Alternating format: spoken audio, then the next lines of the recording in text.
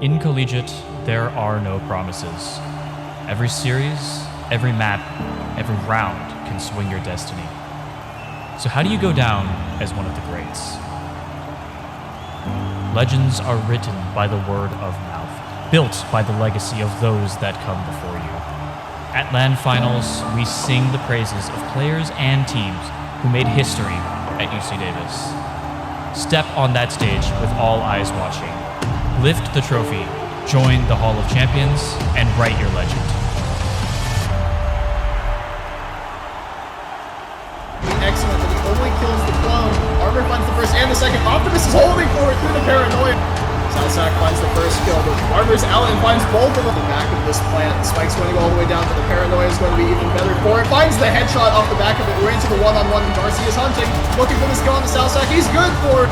He needs to move up quickly. Armor finds him with his back turned here, and it needs to be the double up, and that's all he needs here. Armor closes it out 13-9. That's a 2-0 for UNC, and they are going to LAN Finals.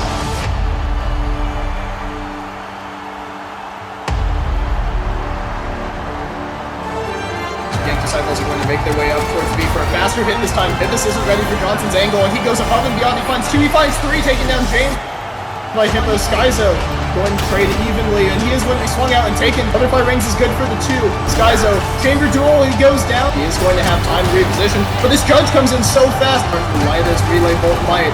Fast lane straight down the mid lane as Relida is able to find another one on the Judge, and the verdict so far is looking like an early exit for Gank Disciples. He finds another one, Dark Lord, and it feels like Relida with that overdrive, he's done enough.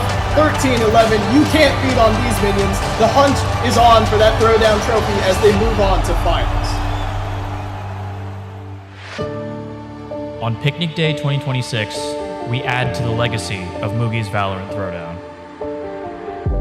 Finalists, make this shot count.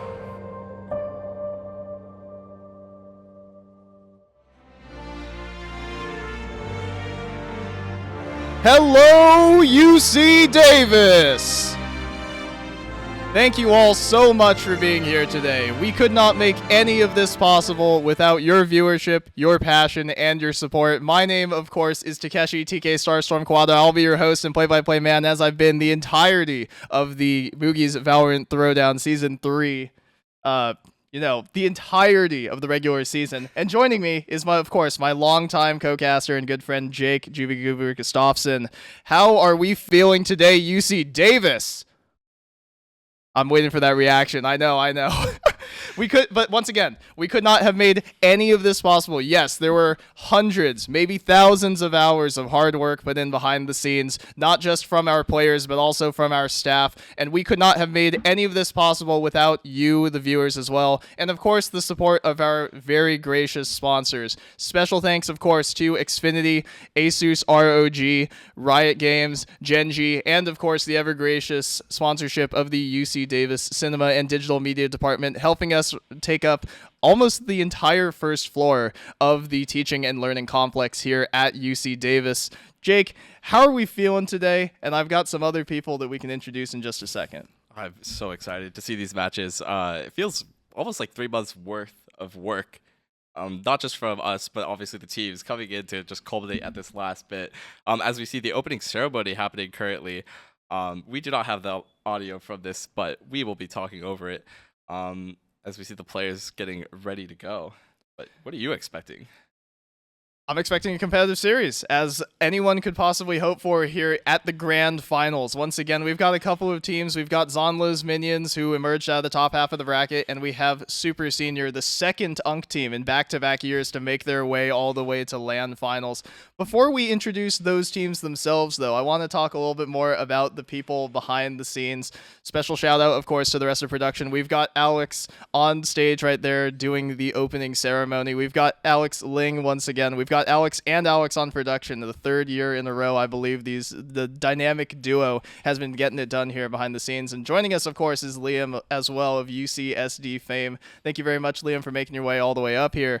But we've got a great supporting cast, even beyond the production room here. I'm naming just the people that I can see. And as we take a look at the players that we can see here on the actual broadcast, we've got a number of players, or we've got a number of our staff there behind the players, making sure that everything is in order. Zeonlo's minions arriving very recently, right? Unk having a little bit more time to get warmed up on stage, get acclimated to the white noise and everything. But as we're talking about these two teams, Jake, ZM, we've got an interesting thing to highlight with their roster. Yeah, most notably, they're missing 2 of their players. So we do have 2 emergency subs coming in at last moment. LAN finals isn't exactly the easiest thing to always work around, but I mean, regardless, they have always been a very dominant team. And with 2 emergency subs, you could say that perhaps they'll be a little bit weaker, but I maybe don't think so. And I would venture to say that I believe they have 3 players who had not played any of their regular season nor their playoff matches, but neither of these 2 teams, ZM or UNC, were challenged at all throughout their course so far here. They stayed strong, working their way all the way through a dominant group stage and a very strong knockout stage as well. Neither of them had to deal with the play-ins. They advanced immediately off of the ranking points system. So UNC retaining all 5 of their players from the actual regular season and the playoffs. The continuity that they have there is sure to be pretty good. But we do have a familiar face on ZM if you'd like to introduce one of the finalists from last year. Yeah, for those who know, Brazera will be e-subbing in, and for those who remember from last year, again, had a very strong performance, so gonna definitely help on those minions for sure. And it's nice to have that finalist experience here, even at an event like Moogie's VALORANT Throwdown. Maybe it's not the biggest of stages possible, but hey, we are here live on location, and we are ready to put on a show for you guys here at UC Davis. Zeonlo's minions and UNC taking a little bit more time to get stuff ready. They did finish the map ban a little bit ago. We can start talking about that one if you'd like to, Jake. We've got, starting from the top, we've got Abyss, Corrode, and Bind guaranteed. Those are the first 3 of our best of 5 here. And then we've got Breeze and Pearl on the back end of things, if necessary. So you can talk to me a little bit about what you think of those maps, but as we move back to just taking a look at us here, Jake, do you have any thoughts about the maps themselves or the map picks here, the philosophy behind some of that? The most notable one, I think, is Corrode. On those minions picking Corrode on the second map, they've always looked very strong, and not just like winning strong, they look very clean on the map. They seem to respond very well to what the other team's throwing at them. So again, with a 3 Pearson core and 2 E-subs, we'll see if that kind of strength and cleanness comes through on the second map. But the other interesting thing is Zeonlo's minions is defense on all 5 of the maps. And I love starting on the defender side myself. It kind of sets the tone, right? Well, the other team has to set the tone on their attacker side. So if you can put up a really strong defense side, then you know exactly how many rounds you need to win on the attack side. You know how many execs, right? Or how many split calls you can find. Even one lurk. If you have a 8-4, right? A strong defender half, you only need 5 rounds to close out there. 1 or 2 rounds, something going a little bit crazy in your favor on the attacker side. When you're able to actually cause that chaos, it makes all that much more difference when you actually have that strong start. Yeah, and I think the other thing to point out when you said chaos is, as we kind of already alluded to, Zeonlo's minions is kind of our staff favorite pick per se, and it's not unwarranted. They have looked very dominant against every team they've kind of showed up against. UNC, and they, like I said, UNC has also been very strong, but they've looked shaky in a few rounds here and there. So the one thing I will say though is, when you are attacking on all 5 of these maps, you get to set the pace. You get to kind of instill chaos into the early bit of these rounds and perhaps get off to an early start. So maybe that's UNC's game plan going into this, and just try to stir up as much chaos and disruption as you can. And tempo, right? That's going to be the name of the game. We talked about it a lot with the previous series that ZM was a part of when they took on their semifinal opponents. It was a very difficult series there when they had to take on Gank Disciples. Gank Disciples brought the fight to them in a lot of different ways, and those maps ended up being very close despite ZM getting out the gate to a really strong start. And as you see UNC making their way through the bottom half of that bracket, they took down SAC in a slightly less competitive affair, but it was still a close match, and there were still highlight moments to be had, which leave us with our 2 finalists. Yeah, and so I think what we all are waiting for is obviously this first agent select, but I think one of the key things I want to highlight are perhaps one of the UNC's players, Evo Mega Knight, as I want to see him get off to a very strong start. You know, I want to see his team kind of play around him, get him rolling, right? Get the momentum building up and get off to like this early start where you now get to start snowballing rounds together. And as you take a look at those rankings at the top of your screen, you see group stages number 3 and 4. The seeds are totally out the window at this point. The only thing that matters is how these two teams show up today. As you take a look at the ranks, you'll see 4 Radiants on Zeonlo's Minions side and Wisp, the sole Immortal, whereas UNC is rocking a roster of 5 full Immortals. They've got some experience of their own, though. They were group stage players last year, as well as Braz, as we mentioned earlier, for ZM e-subbing in, going to be a finalist, or was a finalist on UNC from last year, actually. So some funny continuity there as this UNC roster tries to finish the job that last year's was so close to, but fell short of in map number 5. So technically, UNC won last year. Maybe not the same spelling, but UNC won. But yeah, I mean, you also want to throw out, like, we had participants from last year in Acelia and Garci. So it's not as if they're without experience in this format, maybe just not LAN experience. Absolutely. And if we want to talk about predictions here as we wheel over the board here, we asked our staff really quickly, hey, let's talk about how do we feel about these two teams coming into things. And our predictions were a little bit one-sided, obviously, as we saw the play progress, right, through the entirety of the playoffs stage. The entirety of our prod team over here, if we want to talk about staff predictions. Unfortunately, it seems we have no UNC proponents at the moment here. Everyone solely in favor of ZM, whether 3-0 or 3-1 prediction. I would love to be proven wrong, Jake. And you know what? Proven wrong, they will be. As I like it. They're attacking 5 maps, and if it goes to 5 maps, but maybe they only need 3. And if they are attacking and they get off to a strong start, I'll erase my name and I'll put it on the other side if I had a pen, which I don't. But, I do like it. And truthfully, I think, like I said, if they want to kind of play the chaotic kind of attacking sides, they try to mix things up, don't really go conventional, I could see them pulling off a bit of a heist. So the spacing here on our setup here at Moogie's VALORANT Throwdown, the prod room, it's looking fantastic as I wrote ZM for Zeonlo's Minions on one side, and we have Jake, the sole UNC proponent here, on the opposite side, taking up that entire side of the screen. So excellent work there. Great to see our staff all in line, except for Jake, I suppose, but there always has to be one person, right? There always has to be one person on the other side here to make the prediction a little bit more believable. Someone's got to root for the underdog. And it Absolutely. might as well be me. I'm always one for it. And like I said, it really is just going to come down to how this first map plays out, how we get to see both teams. All right, if Zeonlo's Minions is able to adapt to whatever style UNC is throwing at him, yeah, I can see it quickly rolling into what we have listed here. But like I said, it might not. There is a strong chance that it might not. Like we said before, yes, ZM is the stronger team on paper with the ranks, right, strongly in their favor, but we have 3 players yet untested in Moogie's VALORANT Throwdown action, so we need to see stuff from them here at LAN Finals, at Picnic Day. This is the UC Davis day of all time. You need to show up now, and you need to show up big time. Yeah, and it's going to have to come out the gate, as we are kind of just waiting for tech checks to come through. What are your predictions actually for the first map? I was about to ask you the same thing because honestly, because the pressure is on ZM, I would actually say, in map number 1, because yes, we were talking about UNC actually coming forward and setting tempo, right? It's really, really important that they are able to take control of the map and show, hey, we are here to play. ZM have to respect our game plan. If ZM is able to just come off to a really dominant defender start, like I was talking about a few minutes ago on pre-show, UNC is under a tremendous amount of pressure because if the defense is rolling, if you are allowing them to continue to stack credits continuously and keep up the economy throughout the entire half, every single attack round where you're undermanned or undergunned suddenly becomes that much harder for you to find entries, especially against a team that, like you were talking about, showed such cohesion as ZM during the rest of the regular season. And I think maybe to build on that point, since we are Abyss first map, and since you are on the defense side, don't be passive. Maybe build up a bit of some confidence, right? Maybe get your guys going on the defense side of the half. Maybe you start walking down mid. Maybe you're throwing some early aggression onto one of the sites, right?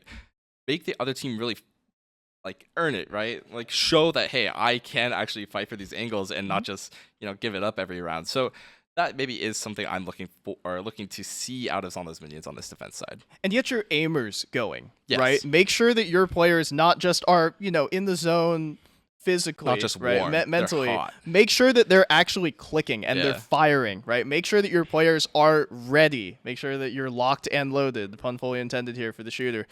But that being said, UNC needs to come out big here.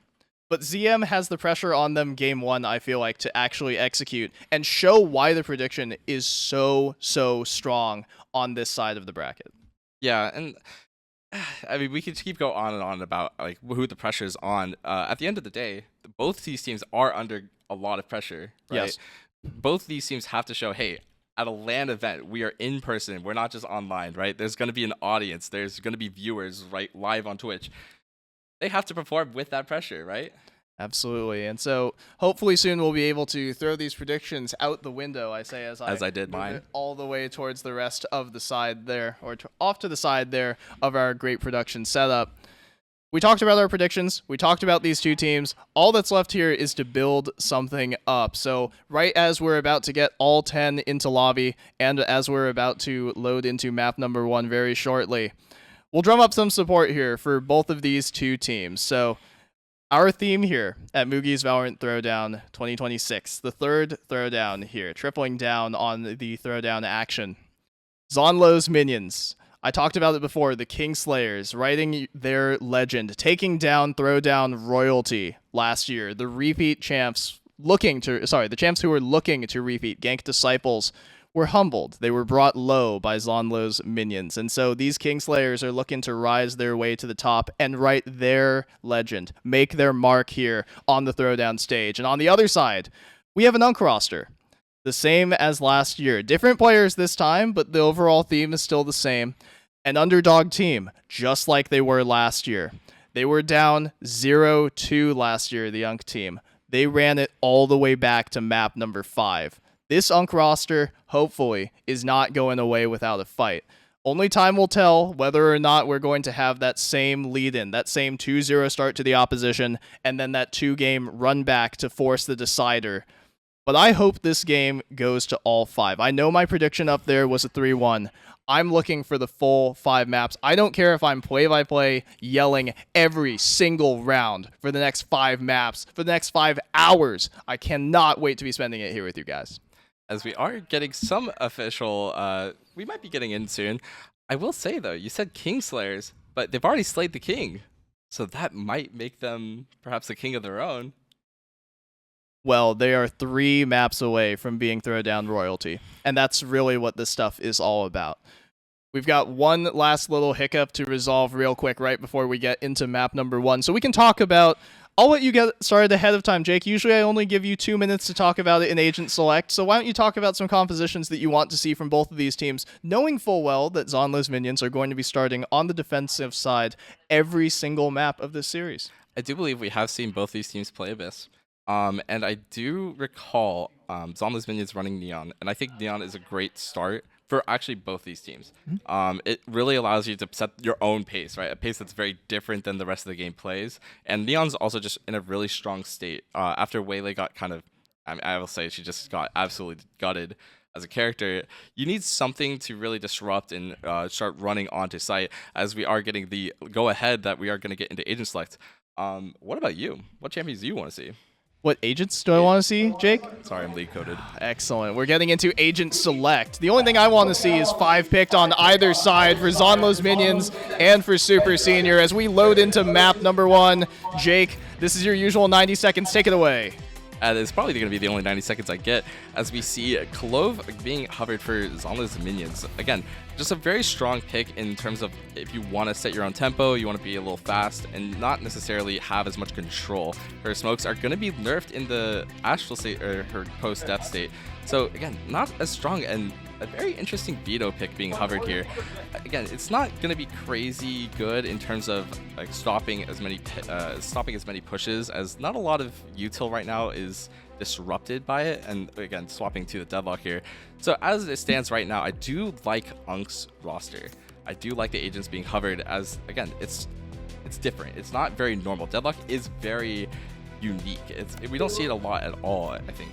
But we did see Deadlock from UNC the last time that they were on Abyss, You are actually. right. So it is a bit of continuity there, like we were talking about. Retaining the same 5 players does lend itself very well to keeping the same compositions, and Zeonlo's minions going to shuffle things around a little bit more here because, as we mentioned previously, with the 1 substitute, with the 2 emergency subs, you're going to be looking in a very different direction this time around. And it looks like Raz is going to be taking up the duelist this time. And Evo Mega Knight hovering the chamber, we saw him on Abyss with the chamber, and again, was a big proponent on how they got their round win. So it's nice to see him reprising his role as we are going to get into map number 1.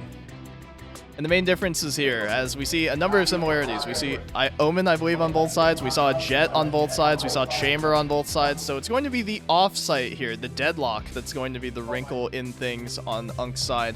So stage is set for map number 1. Zeonlo's minions with a attack-sided feeling composition, but they're starting on the defensive side for the entirety of this series. They've got their work cut out for them, unless they're just playing straight retake the first 12 rounds. Yeah, and I think Deadlock's an interesting pick, especially since you are starting attack. Perhaps they were expecting a Neon that didn't come through. Again, it's going to be Jet Reyna actually on the side of Zeonlo's minions. Very interesting picks coming through, and not necessarily the style that I'm used to seeing them with.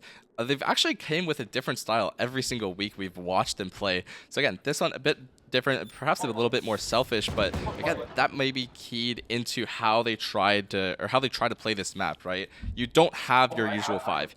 You're maybe not going to be as organized as you normally are, so perhaps playing a little bit more selfishly, more solo duo-esque is going to be a route to victory. And man, you really are league coded. Talking about solo duo. Well, this duo is going to move up mid for SuperSenior. Armor is going to spot first contact onto Wisp. And the shot's going to go Beeb's way instead, taking down Mega Knight as Sans trades Zeonlo. Both chambers out of the round, diffed by the Jets. Armor with another kill instantly onto Wisp. And maybe you were right, Jake. Maybe that 90 seconds is all you're going to get. Sans is going to get a headshot straight from Beeb. Jet diff right now. 3-on-3 as quick as you like. But there is going to be a pause in the round as the kill on B didn't come through from the side of SuperSenior. So they're going to have to explore the map again. They do have an open A should they choose to accept it. But again, Zeonlo's minions, again, not seeing any B aggression will be keyed into this. It's all going to come down to Armor and whether he finds the rotate. Good swing out there. Unfortunate, not going to hit that shot. So the rotate is going to be coming through towards the A site.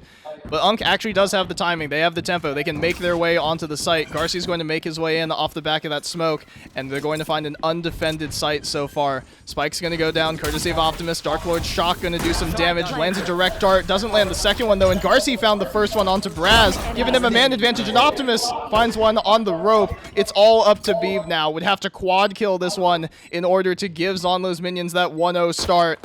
Armor's in a high position. Garcia's low, and then Armor swings and takes him down. Very clean from SuperSenior on that post plant. And that's exactly what you want to see, right? You want to see them playing the map. You want to see them not just making rash decisions, especially in this pistol round. And again, that's a great start.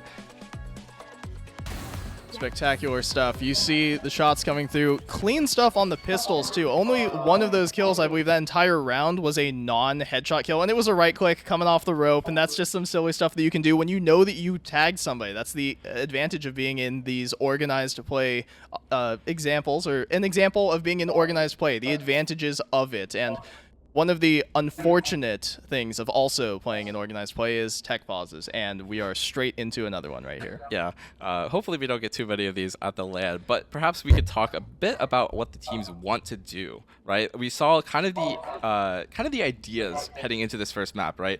Zeonlo's minions, I alluded to it, they're playing very selfishly, very solo duo-esque. They're not playing kind of together as I would like to see them, and hopefully that changes. Hopefully they start being very aggressive, especially on this B main angle. I think that's going to be a key point on the map for them. And I do like what SuperSenior is doing. Even Mega Knight has bought, maybe I should say it right now because they're on tech pause, but I do like the purchase coming through here. It's a very solid start, and we'll most likely see him just post up mid and try to catch rotates.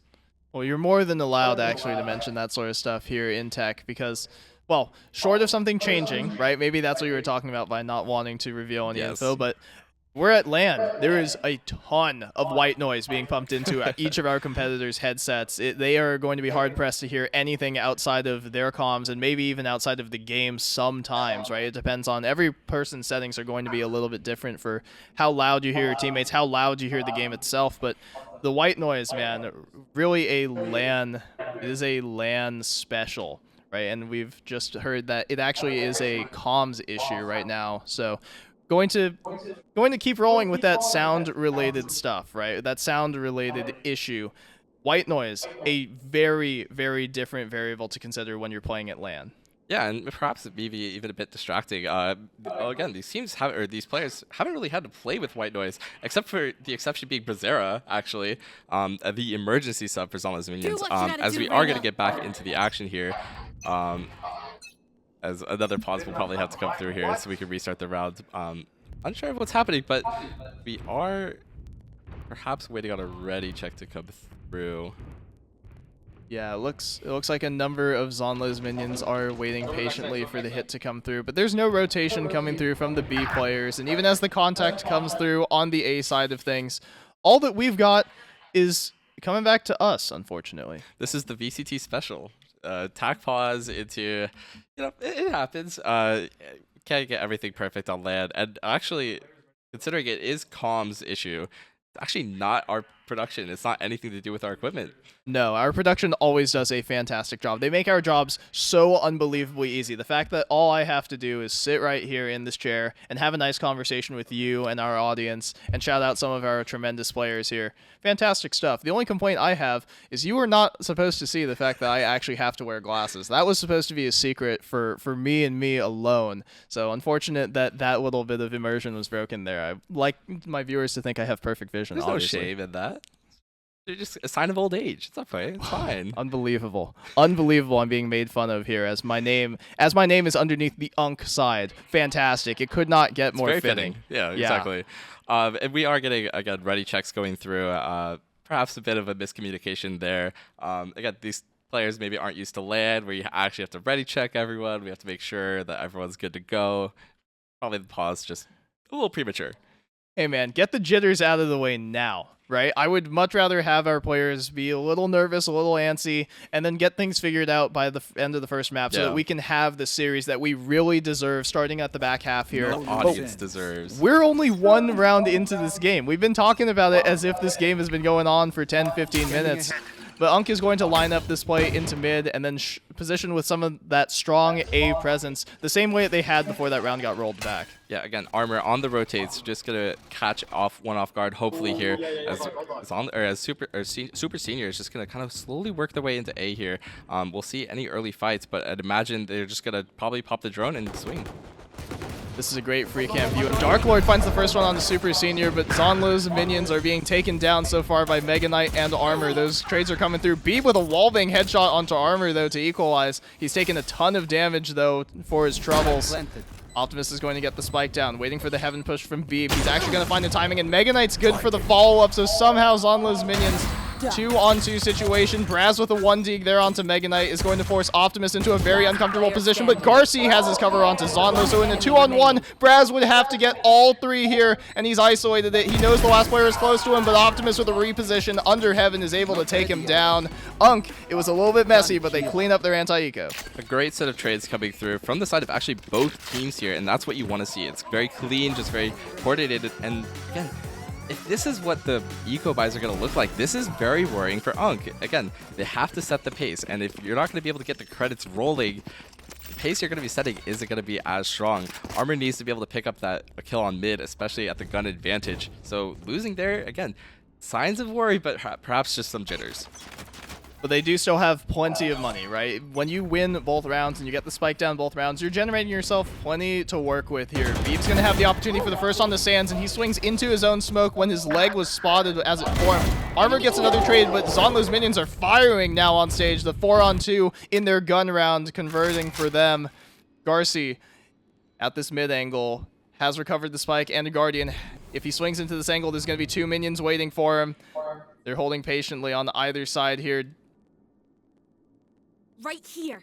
Just going to wait for some time here. Mega Knight's going to have the opportunity, but Zeonlo is going to sidestep him down, and Garci was spotted in mid. The pings came through, so that's going to signal the rotate coming in from A side. Dark Lord's going to have a fast rotate here up onto Garci. He's going to have the approach. Garci's good for the first one, though, and that's actually going to give him the opportunity to work over towards the A side with this Guardian. He's going to fake some of those steps, though, knowing full well that Zeonlo's minions have all that information. And he's actually going to work his way back towards mid. And if he does find this mid kill, it does open up the B site, as Zeonlo's minions a bit early on the rotate. It's going to come down to timing. What angle's he looking at? Zeonlo's looking at the right one, though, and that's the first one for him and his minions there. They do convert their gun round, and it is 1-2 only.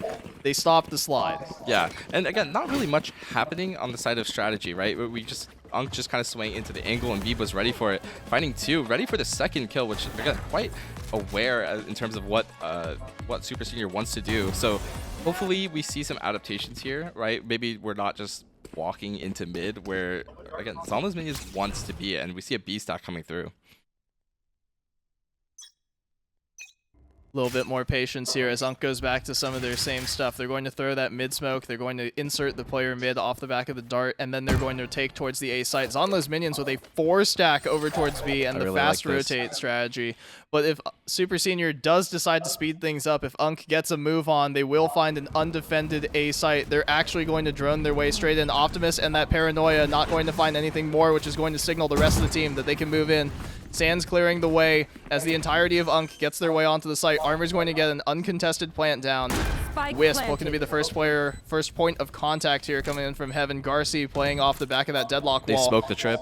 Nice call. The deadlock trip is going to be broken as well, and Dark Lord finds the opener for the round. Annihilation's going to come through, but it's not even necessary because Optimus finds a headshot. Garci is spotted at the corner, but he finds the shot onto Zeonlo anyway, and here comes this fast flank from the whole team. Optimus gets 2 with 3, and Garci cleans it up anyway. It's a full house there. 3-2, Optimus and Garci, and SuperSenior find their 3rd round. Yeah, and perhaps a bit unfortunate for Zeonlo's minions. I really liked what they did at the early. They just fought down B main, and they had a good contain, right? Again, working slow, and it almost plays in their favor where they're able to just slowly, without using much util, get onto site, and now they have utility for post plant. The gunshots just go their way, and again, perhaps if Dark Lord doesn't find the opening kill that early, right, and they're able to get a little bit closer to site, the round goes their way. But again, that's just how that's how cards fall sometimes.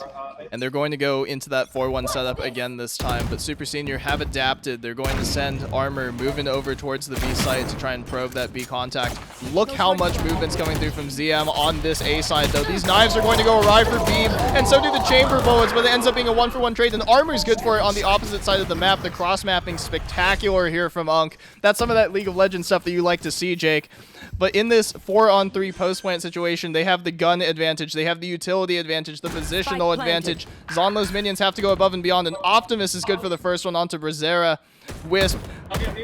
Position noted on Optimus, taken down by Dark Lord. And Dark Lord has to go crazy with this deagle. Only finds the opportunity for 1 or 2 more shots. Wisp is actually going to find another one, though, off the back of the pressure. Armor's only showing his head, but Dark Lord's not able to find any of those deagle shots. Garci shuts down Wisp, and Armor's good for it. Finally, in the end, Dark Lord falls. SuperSenior, again, a little bit messy, but the important thing is they're coming through with it on these close rounds. Yeah, and so, again, maybe this is, again, kind of queuing into how SuperSenior wants to play these rounds, right? We have Evo Mega Knight kind of posted up on an angle, and the rest of the team kind of slowly works away, right? Double Sentinel, and again, it doesn't feel like a double Sentinel comp, right? Because Chamber is just playing on his own, right? We see Armor coming with the team and perhaps throwing the net for his own team, so as they enter, this might be a bit of an issue for some of these games. They've showed so much aggression. I would like to see them just play a slow round here. Well, you might get your wish here, Jake. It does look like Zeonlo's minions are going to play it a little bit slower. Zeonlo going to spot the first contact there from Sands, but he's been the point of contact for every single one of these hits so far. Some pre-fire is almost going through onto Beeb, but Sands is going to hold that position, and Beeb going to wait patiently in that smoke. Tries to get the one-tap and dash right back, and that Hunter's Fury is going super wide on that plant position. He does manage to find that tag, though, and Dark Lord's good for it through the wall onto Armor, and Zeonlo doubles up there onto Optimus. Zeonlo finds another one with that Guardian. He's on for it, but he's not able to get the third. Evo Mega Knight and Dark Lord shuts down Garci. It'd be all up to him, and he's unable to get it done. Dark Lord starts and finishes that one for Zeonlo's minions. Yeah, and I think the Hunter's Fury did go a little bit wide, but he was checking for the under plant, which was expected, right? You would expect the team to plant open, especially considering they just had the site almost for free. So I don't blame him for throwing the first ult wide, and the fact that he even finds one is crazy to me. And as we move into map number 7, jeez, as we move into round number 7, it feels like we've had enough action so far for an entire few maps. We've had some fast-paced hits. We've had entire games previously in the Throwdown where we don't have this level of pace, this level of tempo, where players are ready to move on the opposite side of the map the moment contact is drawn on one side. When Armor was able to establish the contact 2 rounds ago, they moved up immediately off the back of it, and Jake's noting, of course, that they have a very passive chamber op, but it's going to force out an active drone here from Optimus. And both chambers actually popped their ult. We see Mega Knight posted on B, and again, it's a good read from Zeonlo's minions. They have the chamber rotating kind of around. They're not sure where this hit's coming from yet, again, because SuperSenior has been working the map very consistently. So I think what the SuperSenior wants to do here is they want to find this chamber op, right? They want to just push them off the line, perhaps even just avoid him entirely. But until that happens, they're not going to make any fast aggressions here. Well, Zeonlo did a fantastic job last round with that Guardian, right? He was really able to make that rifle sing.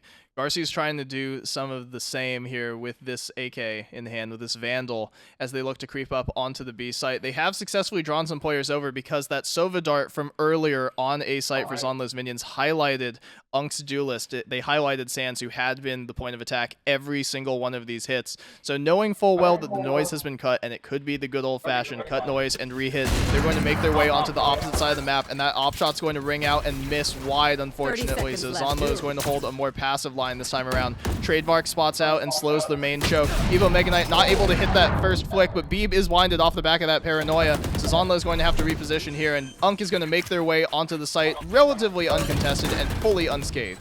But the space for Unk isn't there, and Zeonlo's minions is going to be able to flood off this site smoke.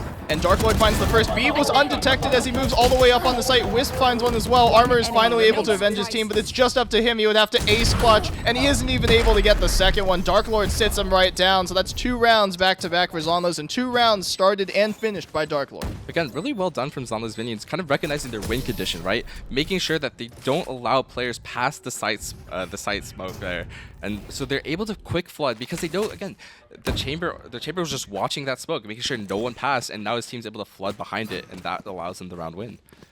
And it does feel like you were talking about, Jake, the Zeonlo's minions right now are feeling a bit more like a group of individual players right now, but those individuals are showing up to play so far. Unk with the very coordinated show presence on one side, hit on the opposite side. They've made their way onto every one of these sites very nicely, right? They've made their way in relatively uncontested in, I believe, 5 out of the 7 rounds. They've had some contention, or they've had some point of contest, right, in pistol round, and I believe in the gun round on round number 3. Maybe it's 4 out of 7. They've had some very clean plants in the vast majority of these rounds so far.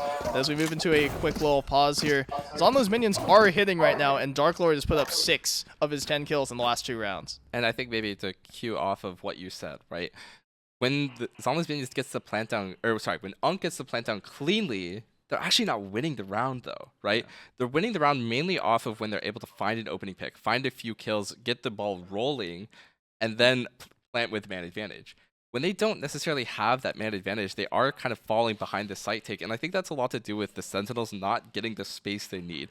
So maybe moving into these future rounds, I want to see Unk really push out of where they're just planting from, right? Don't just corral together and get the plant out. You have to fight for space so your Sentinel players have space to play with.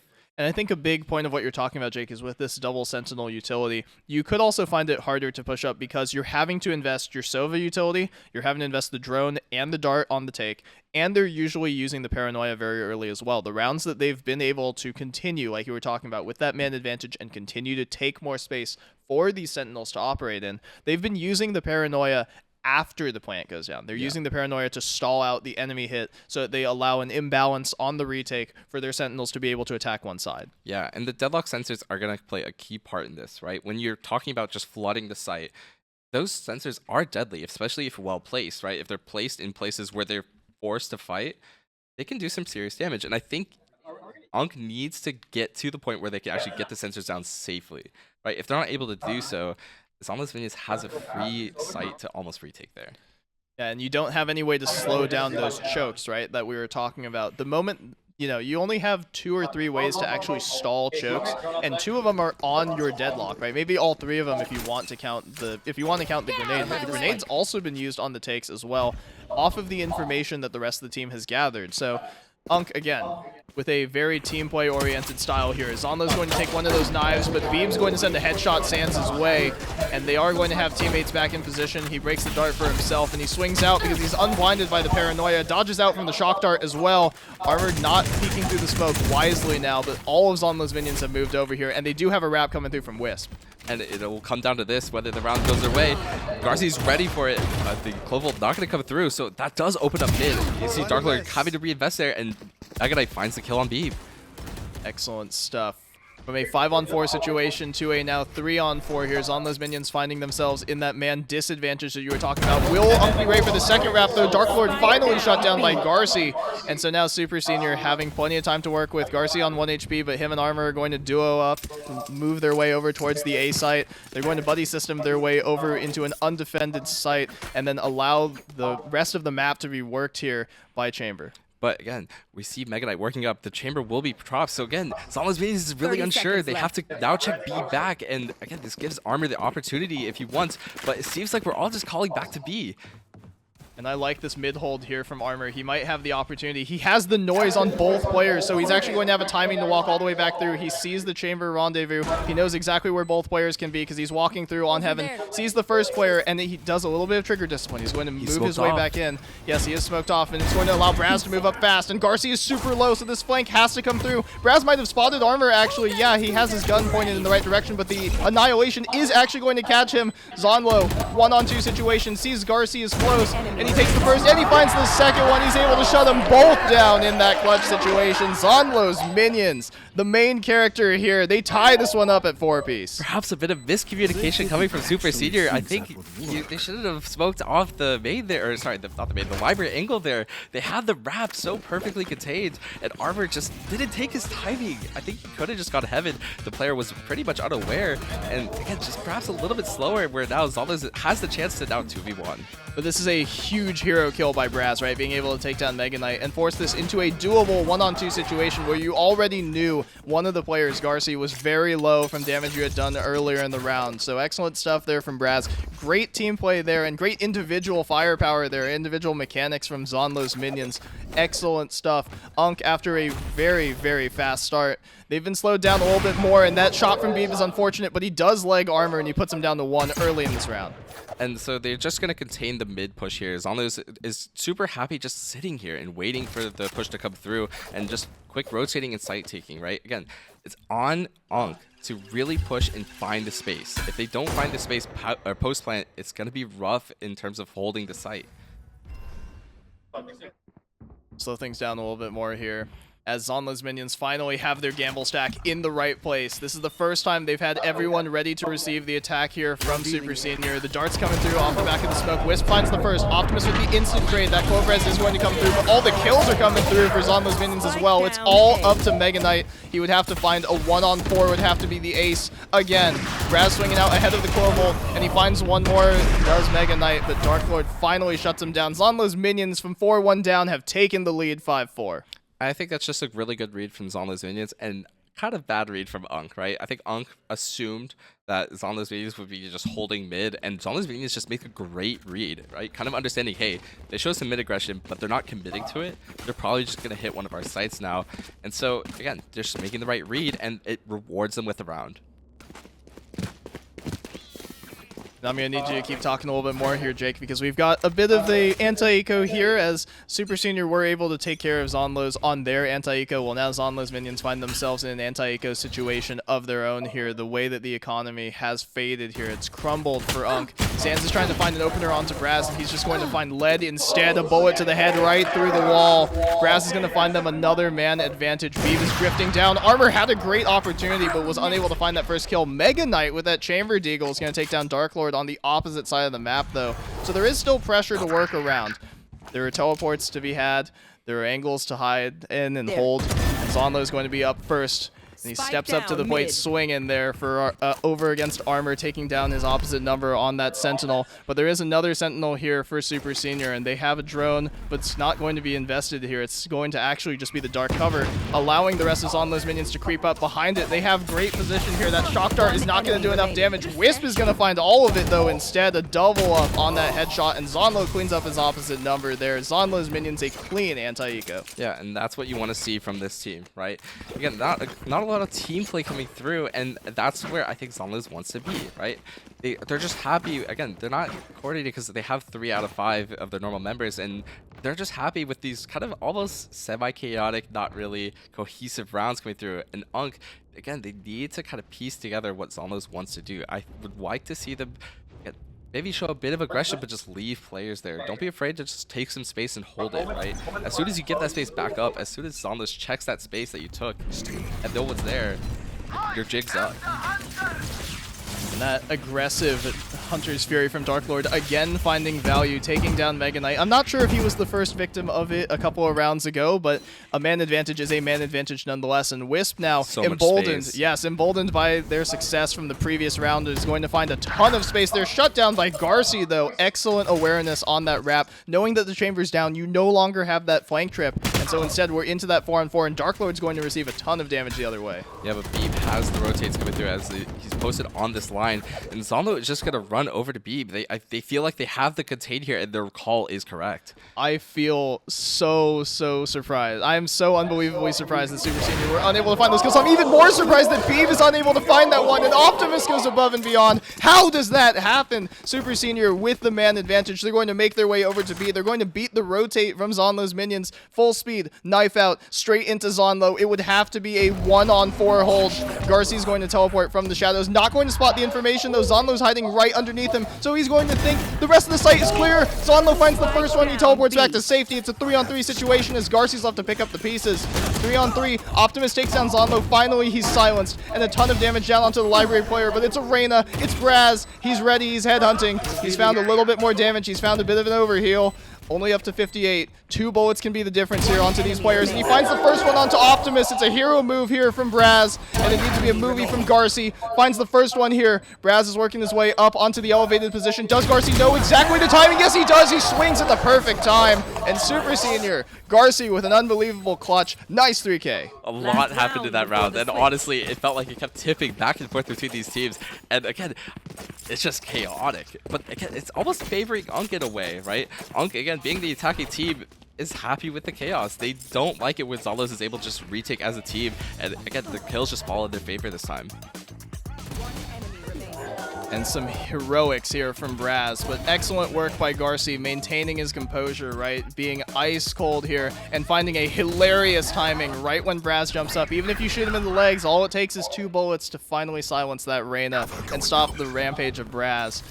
This time, UNC going to move into something a little bit more straightforward. This drone not going to find too much. The smoke's going to come through. They might just decide to burst through it. Sands does, but Braz shuts him down from heaven immediately. That might quell a bit of the aggression, but Garci's actually going to keep going. A ton of damage down onto the Omen, but Armor with an immediate trade. 3-on-3 there, and the Annihilation goes wide. It is the last round of the half. It's 12-12, and Wisp is in a great position. Finds the foot there of Mega Knight and gets the instant headshot afterwards. As the smoke fades, Wisp has the opportunity to play out towards the back of the site. Optimus is good for the first one, and not the second one, though. Beeb covered nicely by Zeonlo. So from a 4-1 situation down, they finished the half 7-5 on their defender side. That's gotta feel good for Zeonlo's minions. It most certainly does, but maybe perhaps UNC feels a little bit more comfortable on the defense side of the half, right? They have double Sentinel, and Sentinels usually like being on defense, I would say. So again, it'll be interesting to see how they play this comp out, though. You don't have the same aggression that Zeonlo was able to do, right? You're not able to just almost walk down B main. You're not able to walk down mid because you don't have the Reyna flash or any flash outside of the Omen, which you probably want to save for your site retake. So again, you're going to have to really choose when you flash to take space, especially being on this defense side of the half. And as we took a look at that scoreboard flash real quick, Sans OP is a 1-12, unfortunately, in the first half. It's brutal scenes for him so far to start this game. But this is the thankless role of the entry duelist, right? When you are the point of contact every single time. Yes, you have utility being dumped for you, but at the same time, you have to find those opening kills yourself, and you are throwing yourself into the line of fire every single time. It's an unforgiving position to be in, and it can be devastating here, as this mid push could be devastating if UNC is unable to respond in time. Evo Mega Knight playing a tight corner. Darcy's going to swing into that headshot from B, but Sans, there we go, doubles up on his kills instantly. He's holding for the second one confidently with that ghost. Excellent stuff there. 3-on-3 situation as B is taking a little bit of damage. Mega Knight's good for one more, and he finds the one dig with the chamber bullets, but he's unable to find the last one, and as he switches to his classic, it'd be Braz one more time. He was unable to win that clutch the first time around. It's a 1-on-2 situation this time. He's going to move in, collect the spike, dodge out of the way of that owl drone. It's just going to spot him that he's moving in towards backside, but he has so much time to work with. 50 seconds. Knows that both players are nearby. Gets the spike down. Baits out another shock dart. And if he actually manages to cross out into the open here, he has the entire map to work with. But he is opting to go back into B. We'll see if the players just choose to take a timing here. They have to find some piece of information, but again, it's actually going to reward them. He's going to go for the plant here. 30 seconds He did make left. some early noise there. Spike He had his planted. knife out. He took a quick little swing there, and that sonic dart, the recon not going to find him, but they know he's corralled into backside. Raz finds the first one, but he doesn't have a dismiss out, so it's all up to Armor. He fakes the drop, walks around, and he finds the timing onto Raz. Looked away at just the wrong time, and that's both pistols converted now for SuperSenior. It really looked good for Braz there, and it's just unfortunate timing that kind of ults him there. But again, when you're on 2-on-1, just be aggressive. You don't really have to pull out all this utility. You just got to trade out, right? And perhaps that's just some stage jitters. You don't want anything to go wrong, and it's just that's what you don't want to see right now, right? Got to be confident in your ability to just close out these man advantage rounds. And there's a difference between playing not to lose, right, and playing to win the round there. And unfortunately, the timing betrays Braz. He was in a good position. I understand the looks that both of these two teams are throwing at them. But like I was talking about earlier, that is big time from Sands. I mentioned that he had a rough start to this game. He triples up on his kills in that first pistol round. He gives them great equalizing numbers on that hold. And he's going to find another one onto the hero from last round, Braz. Now they have a 5-on-4 advantage on the CT side where they have the double sentinels in place. UNC looking nice so far to maybe pick up their second. But UNC spread thin, so again, these kills, if untraded, can start falling into Zeonlo's minions' favor. And Beeb is being very aggressive. He has an outlaw to play with. We'll just find the trip, though. I'm super surprised that ZM is willing to invest this much money onto what should likely be an eco round, right? You get set up for that typical round number 3, but they are actually going to throw that smoke front sight, allow Dark Lord to work in, and Mega Knight's going to find his way into a glitch right there. But they're going to work up all 3 players here for Zeonlo's minions on the backside of site. Wisp is going to fake that spike plant and is going to tuck close, but Garci swings in off the backside of it. Wisp finally sits him down with that Sheriff. Excellent shot. But UNC, a 4-on-2 situation. They've been very good with capitalizing these so far. Zeonlo on this first angle, waiting for the players to come in as Mega Knight, eye to the scope, just waiting back sight for someone to give them an opening. And Sands finds another one onto Wisp. That recon dart's going to give perfect information, and they know exactly where Zeonlo is. He's unable to find it on the sidestepping Armor, and we're all tied up at 7 apiece. And again, really well played. They preserved so many guns going into this next round. They'll have actually 2 outlaws because, again, ZM bought one going into this. So again, 2 outlaws. They will have heavy armor, so it's perhaps not that big of a deal, but there are going to be players with light armor. So again, if they're just caught sleeping and they walk into the line of an outlaw, that's a 1-tap. The pocket op, right? Like the easy mode op, the poor man's operator in this case. Anytime you see the light shields on the other team, you are good to go with that outlaw. Again, Zeonlo's minions, a tremendous investment, right, for that outlaw on round number 2, and you're going to see Beeb picking up the Bucky instead, having to opt into that low econ weapon.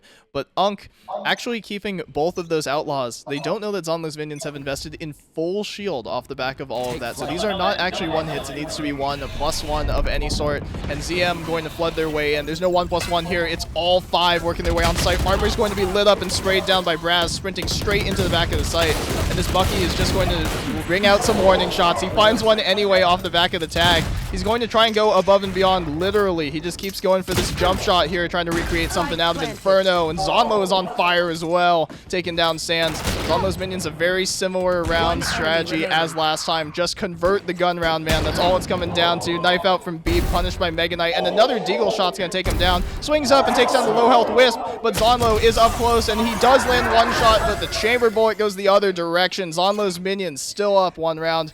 Braz falls off the map. He just had a Bucky. Yeah, just a little bit of fun with it. You might have been able to save a rifle, but oh my gosh, some unbelievable shots from both of these chambers.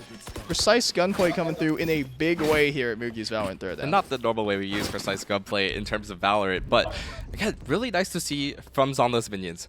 Zeonlo's minions really wants to play quick, and it really does benefit them, especially since UNC aren't willing to fight these early angles. I mean, double sentinel.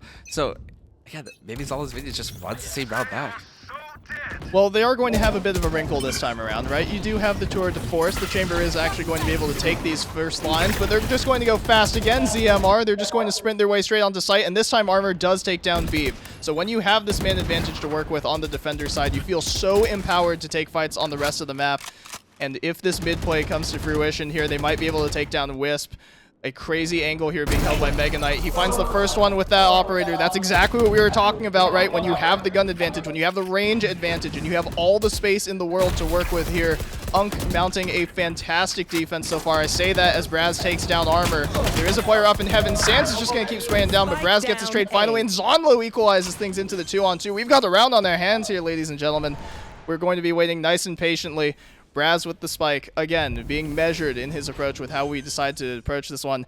Man, I'm repeating myself. And we are moving into this 2-on-2 one more time. Both players flooding in from CT. Garcia going to be the first point of contact here. Zeonlo going to have the first opportunity, and Mega Knight's going to miss the op shot. Zeonlo with another pair of headshots, duplicating what he was able to do last round, giving them a 2-round advantage here on map number 1. Both these chambers being very, just almost taking over rounds on their own, and again, the kills just goes on this way.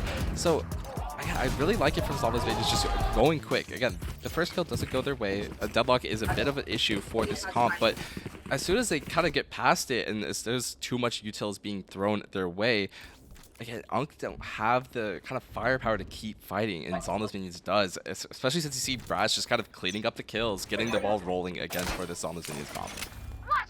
Zeonlo's Minions doing a fantastic job of supporting their leader, right? He's at 16-8. He's got a 2 KD so far in map number 1. Things are looking up for them so far.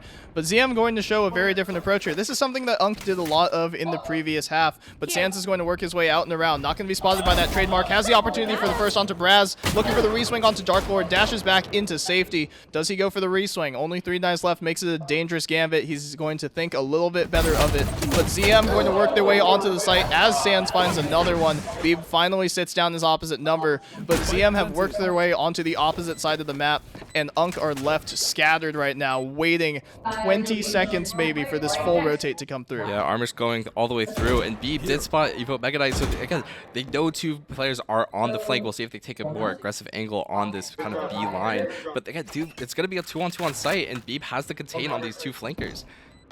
They don't necessarily know where both of these players are. Nice silent drop from Mega Knight, but he does spot the underneath player, and the rotate actually went through towards Library instead of on the double flank. There is a blinded player backside, but there's a lineup for Wisp for a double kill on those headshots right now, all up to Optimus, and what started as such a promising round for UNC ends up being a dominant round for ZM.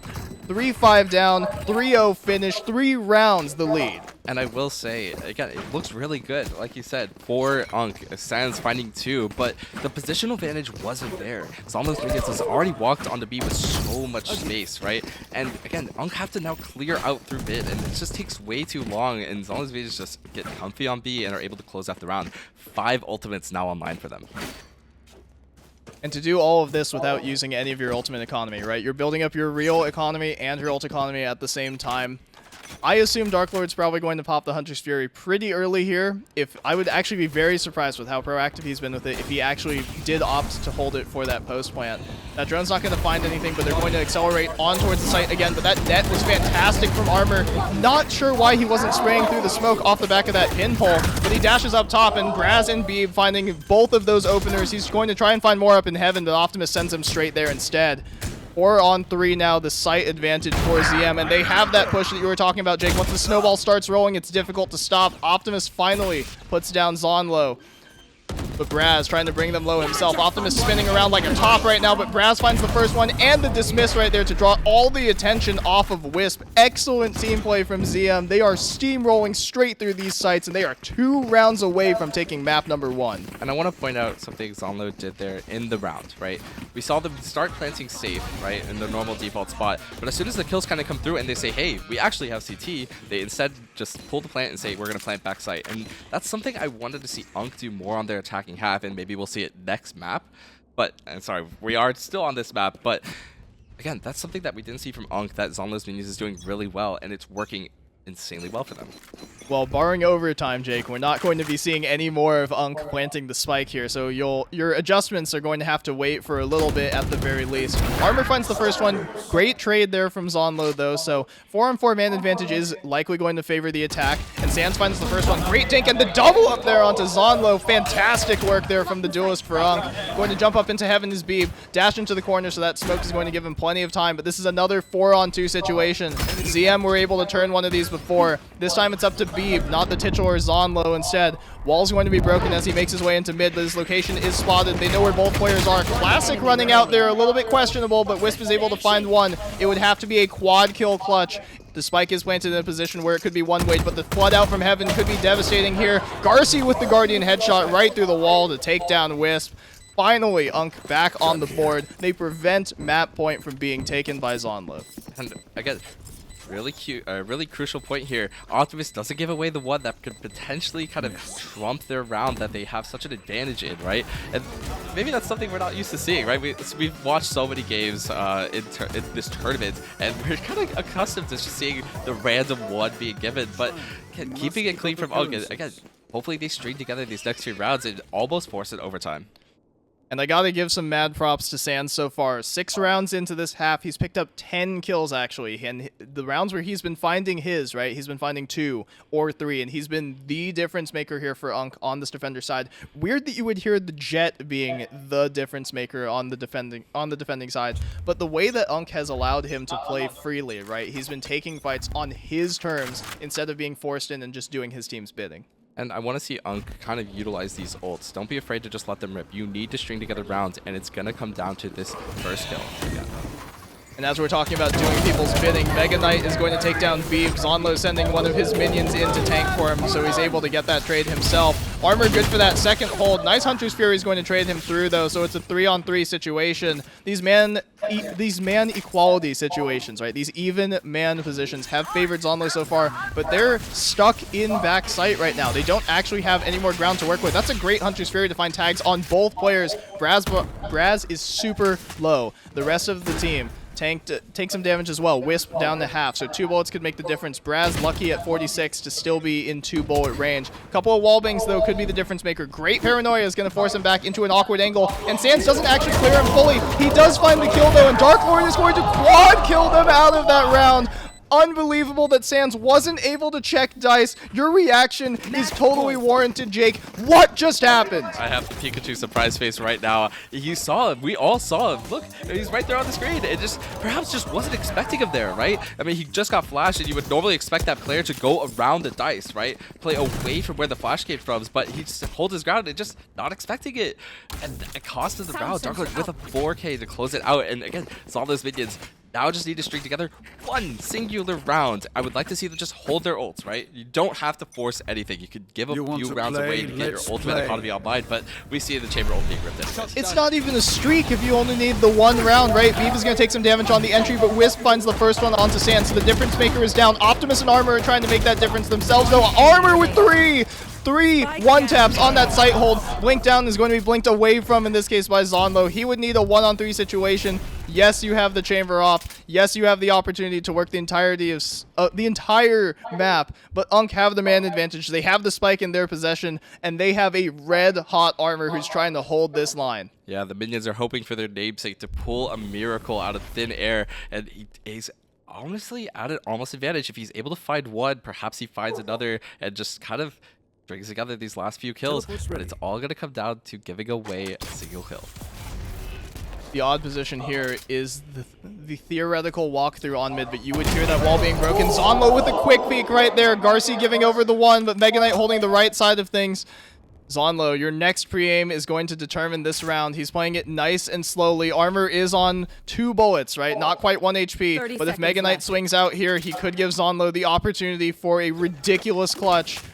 And some heroics from the leader. He's already been spectacular in this map number 1. He's clearing every close corner diligently. The spike is finally picked up. 15 seconds to the good here. If you're Zeonlo's minions, he's going to walk up on this close corner, but Mega Knight's good for it anyway. Somehow Zeonlo's unable to jump that hurdle. And UNC, they need 3 rounds in a row. That's the first test that they've passed. Looked really good there. A 4-second for Zeonlo, just unable to find that last shot. But Yeah, I just want to talk about how Zeonlo wants to play these rounds. They're playing really quick, and it's working well for them if the kills go their way. And that's going to be the big thing, right? If SuperSenior is able just to out-aim them on these side takes, it's looking really good. Perhaps they change up their approach, though, right? Work mid. You haven't really shown much mid aggression, and SuperSenior seems kind of well adjusted to that. They're happy just kind of playing almost site stacks, right? 3 2s, right? 2 3s, and leaving mid kind of empty. So all those regions maybe understand that they do have their duelists going mid here.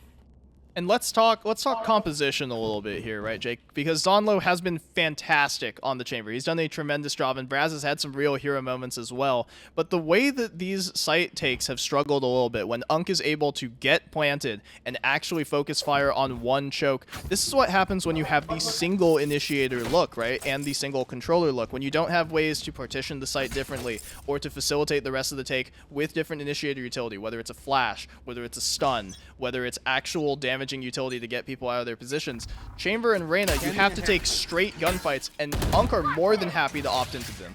And again, a lot of mid aggression coming through. We do see Sans kind of rotating to fill this gap, but Beeb is up so far, and it might find him a kill with the Bucky. I like that dash through. I also like Armor finding the first one. I'm not sure why Sans wasn't ready for that kill from Beeb. Maybe wasn't expecting him to be close. Maybe thought he dashed towards Garci's side. This paranoia is going to be used defensively for Garci himself, and Optimus is going to take down Beeb as well. So the mid aggression well neutralized. Mega Knight takes down the Wisp as well. So a 4-on-2 situation for SuperSenior.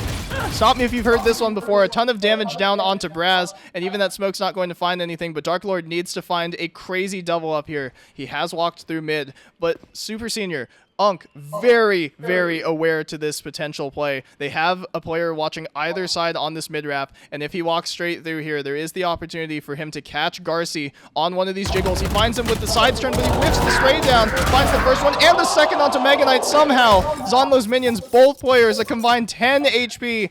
One bullet could kill both of them in this case. But instead, they have a 2-on-2. They have an uncontested site, and they have Raz up in a power position. He keeps jiggling. He keeps jiggling this heaven line like you were talking about, Jake. I'm not sure if we're going to need that ult invested. I don't know if you need the combat sim to land these shots when you have such an advantageous position. Optimus might be timed on that drone. Braz is going to wrap straight through there and find the overheal. That 4-on-2 situation could be crumbling once again. And Armor gets taken down by Braz, 13-9. Unbelievable heroics from Zeonlo's minions in map number 1. And talk about an emergency sub coming in and closing out your map. I will say, though, he did have his ult for pretty much the entire half, not popping it in any of the rounds. Perhaps the rate of fire is just a little too fast, but can you complain when he closes out the game like that? And can you really complain when your emergency sub turns out super subbing and was the second fragger on your team? Fantastic stuff so far. We're going to be throwing it to break. We'll be right back with some analysis in just a moment. Don't go anywhere. Map number 2 awaits. Dada, we've got the MVP crew today. Yeah, you can tell the others I said that. Haley, I can heal you again. What a heal! He saved my life. Oh, nice. Speed boosting myself. I stunned myself! Every piece of his util gives you an assist. What a wingman.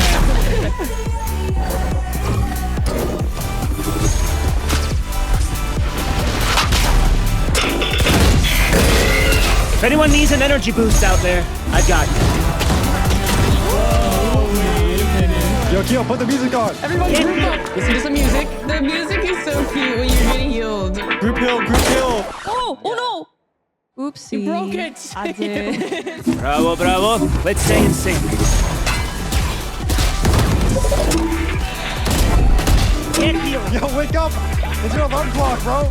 You look so devious. Rubbing my hands together. It's a little chilly out here today, you know?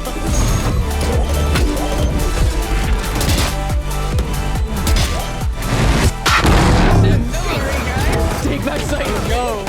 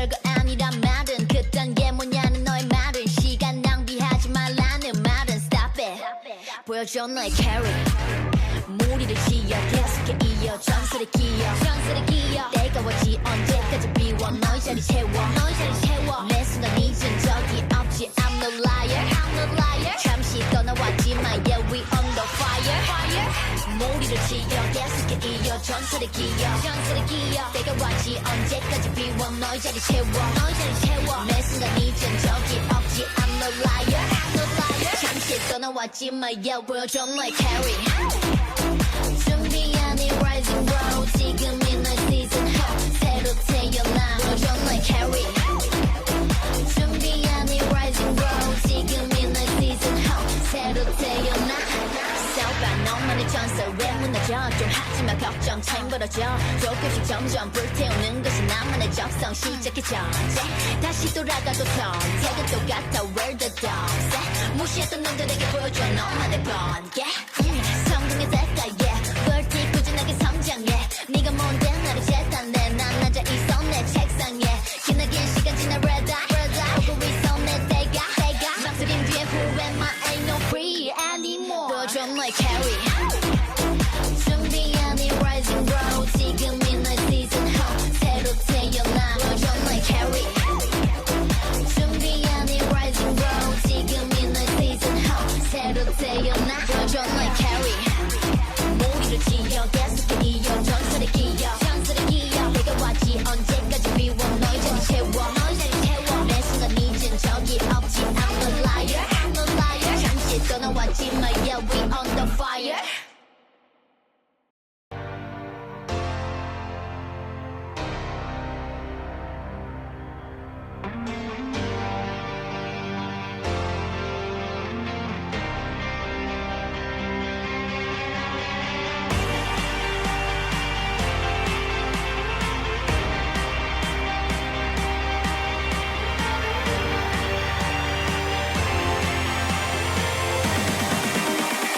Let's go!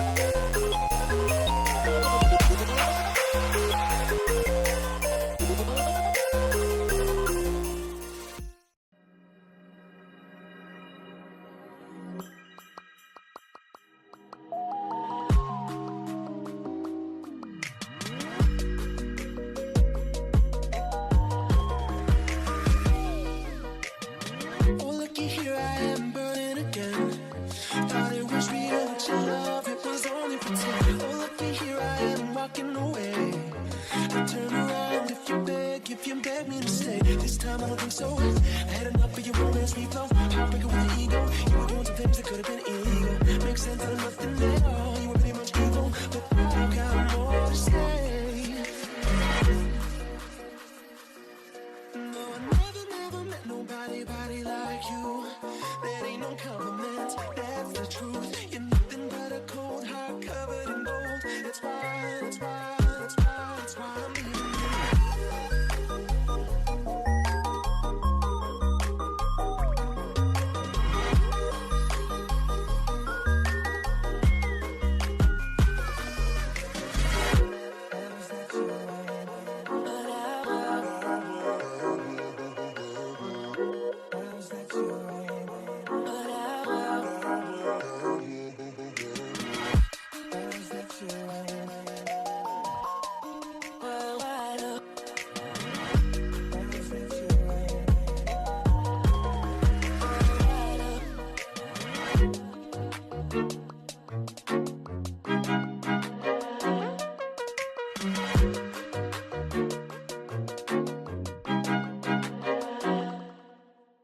Oh, looky here, I am burning again.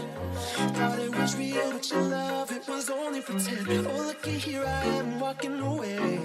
I turn around if you beg me to stay. This time I don't think so. I had enough of your romance reflow. Heartbreaker with the ego. You were doing some things that could have been illegal. Makes sense out of nothing at all. You were pretty much evil, but I've got more to say. No, I never met nobody like you. That ain't no compliment, that's the truth. You're nothing but a cold heart covered in gold. That's why I'm leaving you.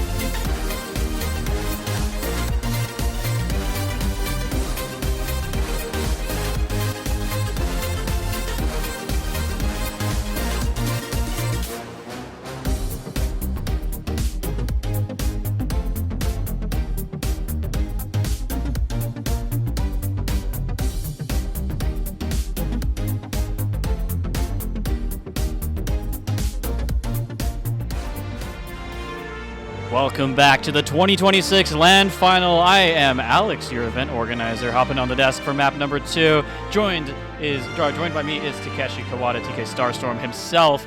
Taking a break from play-by-play. He's going to be hitting the color casting today while I take over a little bit of the play-by-play. And our good friend Jake is actually back there on the production desk here. He's going to try his hand at the replay engine that we've got set up for the Throwdown. You know, it's a collegiate event. We're going to have some fun. Obviously, we were very grateful to be on the Twitch front page for the last hour, but we're going to have a little bit of fun with the event now with the remaining, I think, 300 of you survivors that now exist. We're going to do our best to bring you a good show with a little bit of a role swap happening happening here. But yeah, thoughts on map number 1 as we get a little bit of replay reel going here. Well, leading into, as Jake gets the replay reel going, I just wanted to note I added some color to my outfit to show that I am now the color commentator, and so I'll be sure to take this one off when I go back to play-by-play later in the day if that is something that we end up doing here. But I was very pleasantly surprised by UNC in map number 1. I was, as you saw on the board behind us earlier, dear audience, I was one of the many Zeonlo's predictors, and I did think, yes, it was going to be a 3-1. I said that kind of to cover my bases, because you never want to predict a sweep, right? I say as half of our desk over here has in fact predicted a sweep, and Jake has amended his prediction, because it can't be a 3-0 if you do happen to drop one of those maps. But as we get here into this replay, I was very pleasantly surprised by some of the looks that UNC was throwing at Zeonlo's minions. I was very happy to see excellent cross-map play. They were very touch and go off of contact on the opposite side of the map. They had some great individual clutches. Their players did find form in a number of rounds where it felt like Zeonlo's minions should have been able to ice them out. They played very well from man advantage positions, except for, and this is the big except for, there were 2 4-on-2 rounds that they failed to convert against ZM. And honestly, when you're in a game that's 4 rounds the difference, losing those 2 clutches, that is basically the entire game. We could be looking at 11-11. We could have gone to overtime, for crying out loud, if those hadn't gone their way. Clutches like these 2. Zeonlo himself, spectacular. Optimus had some great moments. Braz had some ridiculous ones here as well. I mean, this one could have easily gone his way if not for Garci going above and beyond here on this hold. We were basically tied going into the half. This was a great showing from UNC, but Zeonlo's minions just a cut above just for right now. Yeah, we get a couple of massive moments of individual heroics coming out from Zeonlo's minions, and that is really what's making the difference in this map, right? When we were playing fundamental Valorant, these teams are actually looking much more well-matched than we were really anticipating coming out from the semifinals, right? UNC was a team that on paper is not as strong, and in playstyle we were feeling was not as strong. And this is the reason why the stat prediction went so far in the one-sided direction for Zeonlo's. But at this point, we are actually doubting ourselves a little bit, right? Zeonlo's did take that first map. We did bust Jake's 3-0 prediction for the UNC team. But at the same time, there are signs of hope coming out from UNC. And obviously, we have moments like that where, you know, he's on your screen, but you just can't see him. Things like that happen, right? Maybe his gun was in the way. Maybe, you know, he was, you know, looking at a different part of his monitor. But at the end of the day, right, 13-9 is not a massive amount of damage being done to the morale. Right? This is absolutely something that you can come out of and you're like, we did well, we can make some adjustments, let's win this, right? Yeah, absolutely. Let's make history, right? Let's not be the UNC team that goes down 0-2 in the first 2 maps. Let's take the second one right back, because we honestly, if I'm on UNC's side right now, 4-1 start in that map, for even as they faltered a little bit later down the stretch, they had the 4-1 start. They had the 2-round lead, well, not the 2-round lead, but they had the 2 rounds immediately coming out of the halftime break. They had the pistols, both halves. They had the bonus, not the bonus, sorry. They had the anti-eco, the second round, both halves. Zeonlo's minions, gun round came, and they showed up as well, though. So that's really been what we've seen. If we're looking at UNC taking the first 4 rounds, the first 2 rounds of each half, getting 4 rounds for free there, that being half of the round total is a little concerning. But with that being said, again, a very pleasant surprise from UNC. I would love to see them actually take some of this confidence and keep it going moving forward against ZM, because they really do have a good shot at it here in map number 2. Yeah, against a team as imposing as Zeonlo's minions, if you're able to take those pistols, you're able to take those anti-equals, yes, they have an asterisk on your round win. But, you know, at the end of the day, their round wins, they will add to your score, and that's really all that matters at the end of the day. We're looking for, you know, round by round, we're going to play this out step by step, get to 13, and move on to the next map, right? Now, last map was UNC's pick. This map is on those minions. We would consider them somewhat of a signature pick. Corrode is a map that they do like their, you know, playstyle on. That being said, on those minions are running 2 emergency substitute players. So, does the composition fall apart a little bit once that Corrode comes out? A map that has been historically a very Zeonlo's minions type of pick. What do we think?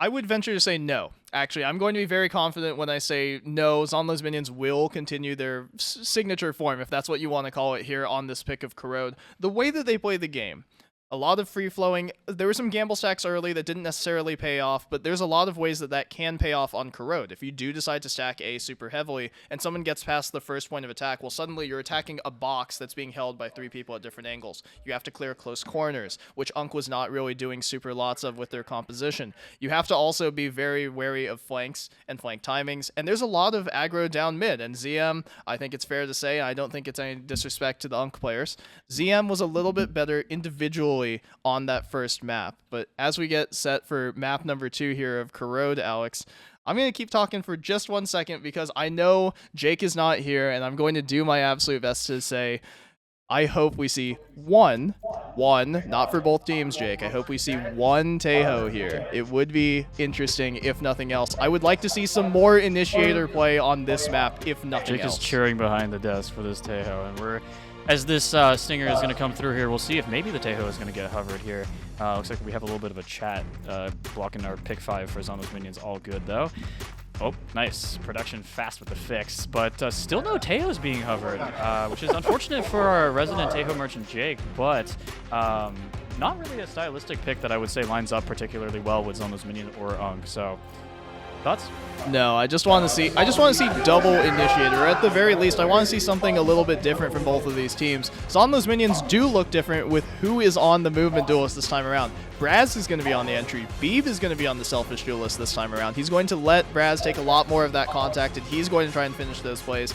Phoenix, really like the pick. As much as I hate to say it, this agent is everywhere. Super high presence in pro, super high presence in ladder play, right? This duelist, it's kind of an initiator in and of himself. He gets so much work done at these close angles, and when I was talking about clearing close stuff, you have those fade dogs. You have Chamber once again. Zeonlo's able to lock down that opposite side so he can play that 4-1. He can be the 1 that we're talking about. And UNC going to move into a very similar style composition here, but this time Armor off of the deadlock and onto the Phoenix. Very interesting stuff here as we get ready for this map. Oh, got a little bit of a loading screen here. Shout out Jake. Shout out Jake. A little bit of a scene switch here. All good. We'll get there one day. Maybe we'll put him on a map 3. I think that would be kind of fun. But regardless, we're waiting as we load into the game. All 10 players are going to get on in here in just 1 second as we head on into the pistol round of map number 2 in LAN finals for the 2026 Throwdown. At this point, you might as well just cycle through the entire roster of casters switching over to the prod side of things. You might as well just have me over there, and then you guys can both make fun of me as I have no idea what's going on. That would be hilarious. But these two teams seem to have a pretty good idea of how you need to attack Corrode, right? There's going to be a heavy mid emphasis, and there's going to be early A main space. You're going to allow lurkers to work towards the B side, so it's no surprise that 8/10 of the players in this lobby are going to be on mid or right of it. Yeah, as we see, a little bit of an A presence coming through. Probably going to be also looking towards that mid take here. Optimus got that fade right here, coming out here. Just a little bit of vision being given over to that mid side. A little bit. Oh, Sanzo P going to be able to take down first pick. Potentially looking for a second. Good for the second. Crosshair on the third. Able to secure it. So that's a triple on the opener for UNC here. And again, look at that pistol round coming through. For SuperSenior. They've done a tremendous job like we were talking about, looking to make it 3 for 3 on the series for these pistols. And if you want to mount comebacks, yes, I know it's only a 1 map difference, but it is still a comeback nonetheless. You have to work your way back into it, and Braz is going to have to work his way back into this site. Vines are going to come out. The Zeonlo's minions back for a couple of seconds here as they regroup, look to double peek at the same time here. Still no vision being given. Braz finally jump peeking. Zeonlo able to knock down 3 headshots in a row. Let's make it 4. On for the ace, and he's able to secure it. An opening round worthy of praise from Zeonlo. What a retake. What was that, is what I would say more so from UNC. Obviously, spectacular shooting from Zeonlo himself, right? It's showing why he's the leader of all these minions. He sends Braz in to do his dirty work, and then he cleans up everyone on the backside of it. Sans, you would think he did more than enough. Your entry finding 3 is absolutely absurd, but it's nothing compared to the sensational shooting from Zeonlo there. UNC, super uncoordinated on those peaks. You need to have your people going at the exact same time, or not at all. If you're going to play the time, the spike is your best friend. Please, a little bit more patience. Yeah, we're looking at round number 2 here again. A little bit of a mid look coming out from UNC here. Obviously, the armory is going to be a little bit weak here, and there's going to be a little bit of a, you know, like shooting fish in a barrel here. As 4 kills coming out instantly for Zeonlo's minions with their superior weaponry. As SansOP just potentially looking for an exit pick or 2 here on this round, do a little bit of damage to the Zeonlo's minions' economy, and take a little bit of credits back for themselves here. A nice look overhead here as SansOP potentially here, not able to secure the shots and taken down by Beeb. 2-0 for Zeonlo's minions after that incredible reversal of the pistol round. And Beeb picking up all those kills actually means that, yes, UNC is going to have a gun round here, but Beeb, importantly, on this Phoenix, 5 out of 6 on the ultimate, he's going to have the opportunity to run it back immediately in this half, and that's a big way that you can swing these gun rounds. Even if you have inferior weaponry, giving yourself a whole nother player, huge stuff, I know. Everyone's frustrated when they see the Phoenix. When you hear the Phoenix ult, it's usually the same thing as the Clove ult, right? You either fight it immediately, right, and you just camp exactly where they're standing, or you run away ASAP. You are not trying to deal with any of that stuff. So as soon as Zeonlo's minions will farm this orb, which they're moving him out, they're moving Beeb out towards main to be able to get, UNC is going to have to make some pressure really fast, otherwise they're just going to get wrapped. Here comes first contact, potentially Armor GG looking for the flash out here. Mid control, such an important part of Corrode as Beeb just pick out here on the opening side here. SansOP able to trade it back here as some more vision going to be given towards that mid side, some more peeks coming through, but no damage being done. Here's Beeb able to take down SansOP here at mid. Darklord spams through the box, able to get 1-2 through the box, and now Zeonlo's minion in a 3-on-1 situation. Looking like another one of those signature Corrode maps for them so far here. Beeb through the wall headshot. Actually, not through the wall, but just a pixel of that head visible here. He's able to take that headshot, and now we've got a little bit of a streak going for Zeonlo's minion. Holding tight angles, right? When you're actually in a position of power where you feel like you can hold any angle, right? And anyone who swings into that angle is dead to rights. ZM is on a tear right now. Not just Zeonlo himself, Beeb on fire. He struggled a little bit at the beginning of map number 1. He turned it up towards the back end of things. We saw the same sort of thing from both of the duelists, both the Jets enough, from last Zeonlo map. hasn't picked up a kill since his round 1 ace. Oh, but he hasn't needed to. Beeb has done it. Still second on the scoreboard. Beeb now, SansOP opening up with the upgrab, able to take one down with the knives before he gets traded out by Wisp. Evo Mega Knight aggressively on the mid here. The Thorn's going to come out for a zone here. Darklord able to clear it out. Flashed here. Beeb still able to take down 2 through the wall. Darklord gets a 3rd. Beeb with his... Is that a 3K? That's a 3K. Kill feed's on the wrong side of the monitor for me. I can't really see that, but a nice, clean round from Zeonlo's minions. Nice and quick. Well, tilt that thing your way, and if you're UNC, make sure you're not tilted anyway. This aggression has been so fast from ZM. It's been so difficult for UNC to actually contain anything. That trademark, show presence on one side of the map and hit the opposite side. It doesn't work when ZM is just showing that we are going to run straight down the middle. We are going to run fast down the side sites. If you do not stop the point of attack, we are going to keep pushing through every angle. That's one of the strengths of this Phoenix composition, and just allowing Beeb to keep on working his magic so far. If you're unable to stop this flood, you're going to have such a difficult time actually showing anywhere else on the map, and Wisp is going to take down Sans. I mean, the mid control is so important. Even if those early round mid looks are not working for you, you have to keep doing them, because if you give up that mid space, you are giving up so much of the map, so much of the control, and now there's just not much you can, right? We have so many members of UNC in that mid here. Despite losing one early, is Beeb able to take one down, spots a second through the wall, looking for that peek here. Knows that Optimus is the kind to potentially look out here. Again, Wisp, mid angle, able to be taken down by Garci, looking for the second here against Raz. Not quite good for it, just a couple of shots going to ring through, warning shots coming down in the mid lane here. Optimus with a nice headshot through the wall. Will take one down before he's traded by down, mid. Armor GG on the other side of the map takes down Braz. And now a 2-on-2. UNC does have the spike, looking potentially for that slow rotate over to A.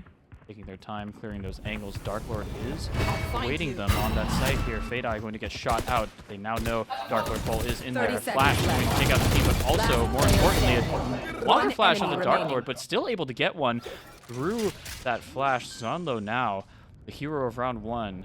And Spike planted. Just flash through the smoke. Good flash. Not going to peek through it, though. And now, Zeonlo not quite sure where Armor could be. is given to Armor GG. The headshot is good. A 3K to secure Unk's first round. Finally, breathing some signs of life into the Super Seniors, potentially going to look to start a streak here. But the econ is pretty fractured. And Armor deciding that the best defense in this case is a good offense. He's going to go on the attack this time around. Yes, he's being patient and he's holding for each of those holds early game, or he's holding for each of those peaks down from each of the defenders, actually, as on those minions are trying to make this defender side more like attack side because they played it so well last game. It makes sense they want to keep their rhythm. Beeb up to 11, but Phoenix ults on both sides, having the ability to both run it back here. You gotta figure it favors on those minions with the amount of space they're able to take early and often. Back, run it back was the catchphrase for the second year of the Throwdown. This year's is Write Your Legend. It's not drilled into your head often enough already, but a nice pair of trades coming through at the start of the round. 4-on-4 now. A little bit of health chipped away from Braz, but not too big of a deal for him. Fadai going to get shot out as Util going to get dumped on Bees here. Unk looking for a fast take. There's a nice overhead. We see a lot of Util being dropped, but critically 3 lives being dropped in favor of Zeonlo's minions, with only 1 trade back from Unk. And one of them was the run it back. And that headshot is going to be run back, as is the third one from Wisp, heating up a little bit here. One of the subs stepping up big time. Yeah, the site execute, a new look from Unk. A little bit of a strategy change attempted, but just not able to secure those kills. Those ones being given over to Zeonlo's minions, just being picked out as they, enter through that site choke. Zeonlo's minions have such a good hold on this defense side. And I gotta say, I don't want to get too critical here, obviously, because map number 1 is really close. I talked about how positive I felt about Unk. I felt like they had some good things going for them. That was not a very good looking read, not a very good looking take, right? ZM's going to overload this opposite side, so them not finding any contact means they're going to be able to rotate all the way around the world. But this exec is going to have to be perfect so they can actually maintain their advantage. Yeah, fairly lucky coming out from Unk here. First shot wins, but they're able to secure the second here. Kills through Dark Lord trades back 4-on-4. The site has been taken. Spike is now down, so it's now up to Unk to hold here as Wisp on the flank here. Shots going to be fired. Location given away here as the rest of her team looking here. Nice kill coming through from Wisp. Dark Lord able to secure a second. Now a 4-on-2. That Cubby just a fight, like shooting fish in a barrel. 3-on-1 here. It's all up to Optimus with just the Sheriff. First shot connecting Wisp through the wall headshot. Now a 6-1 scoreline for Zeonlo's minion. And of course, this is an eco round for Unk, right? It's not usually going to be too competitive. They did find that opening kill, but being unable to convert that mid kill is, of course, going to slow down their roll. This timeout, I think, is being used at an appropriate time, right? Unk do feel surely rattled. Mega Knight having a nice go of it in map number 1, now struggling mightily, right? 0-7 here to get things started. Beeb up to a tremendous start, and when Braz and Zeonlo, who, like you mentioned, Alex, the hero of round number 1, all 5 of his kills in round number 1, he has not needed to do anything since, but his underlings have done his bidding for him. Right. I mean, as a Sentinel, you're not really expected to be getting those frags, right? That's not particularly part of your job description. And so the fact that he was able to get that round 1 is obviously huge for the team and big for their momentum, right? If they had lost that pistol round, it's likely that they could have lost round 2 there. But they were able to start that nice 4-round streak before finally getting broken down by Unk here. But 3 ults available, both sides, on both sides of the map here. Any thoughts on which 3 you think are more impactful here? Definitely not the team that has Omen Ultimate. Not on the attack side. I mean, from the shadows is going to be some great repositioning, right? But you're not usually thinking about that when you're addressing the way that this map needs to be played. Yes, if you're in like a 2-on-2 situation and you've drawn all the pressure, sure, then all of a sudden it becomes an invaluable rotate tool. Until then, Unk has never been in the position to use it, and so I wouldn't be surprised if this map ends up going, unless this tac pause changed something massively. I wouldn't be surprised if this ult remains ready for a couple more rounds still. Yeah, just another default look coming out from Unk here. Site execs just not looking out for them, so they're going to look again to grab maybe look for a peek here. Maybe Util is going to get shot down. Wisp able to take one down before Armor GG comes in with a double Evo Mega Knight. There's another pick on the other side of the map here now. 4-on-3 situation. Finally a man advantage for Unk as Sanda able to take down another now. A 2-man delta in the favor of Unk for the first time. Full flash onto Braz, but the spray goes wide. Braz able to get 2 before he's taken down. Evo Mega Knight cleaning up the round. A very hairy round for Unk, but they are able to secure at least put themselves a second round on the board. That was really nice from Braz. I gotta say, full flash by that Phoenix flash, right? That curveball, impossible to dodge unless you are actively ready for it. If you are actually just being reaction time tested, 99% of people are getting hit by that thing. That is no slight to Braz in the slightest. Everyone is going to get hit by that thing. What he does do, double satchel at the ground, one at the player's feet, one at the enemy's feet, and one at his own, which is displacing him. So that spray does go super wide. He got knocked airborne, actually, and so the spray control in the air is basically pure RNG. You just have to pray that your bullets are actually hitting him, and Beeb is hitting tons of shots so far. Beeb here, giving an early man advantage over to Zeonlo here. No charges left. Scoreline looking like it might become 7 if they're able to make it happen here. It's crazy that Jake wasn't on the desk for that one. We did, man. It was so good. Beeb finally, though, another pick here. Evo Mega Knight able to trade him out here, keeping the Delta at 1. But Wisp on a bit of a heater here, a double kill coming out from her. And now a 4-on-1 for Zeonlo and Kuronami picked up. Probably the best skin line in the game. No bias, of course.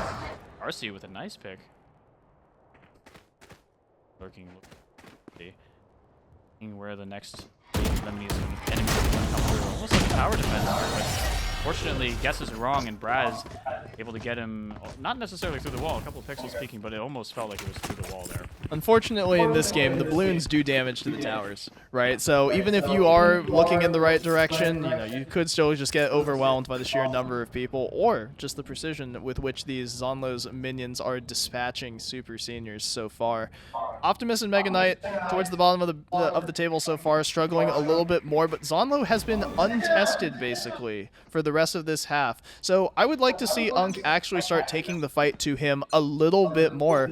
Yes, they found success in these mid-hold rounds, but I also think they could find success hitting straight into this chamber and defying some of the logic that ZM is predicating their hold on. Yep. Again, a bit of a default looker. Sans OP, a nice opening pick for the side of UNC here, but he's just outside of the smoke here. But still no kills coming through. Shots just keep going wide. Brazzera finally able to get the trade back, and now 4-on-4, all 4 ultimates available for the side of Super Senior, potentially able to make something happen with the usage of the ultimate abilities. Dark Lord Pole just holding over on this A side.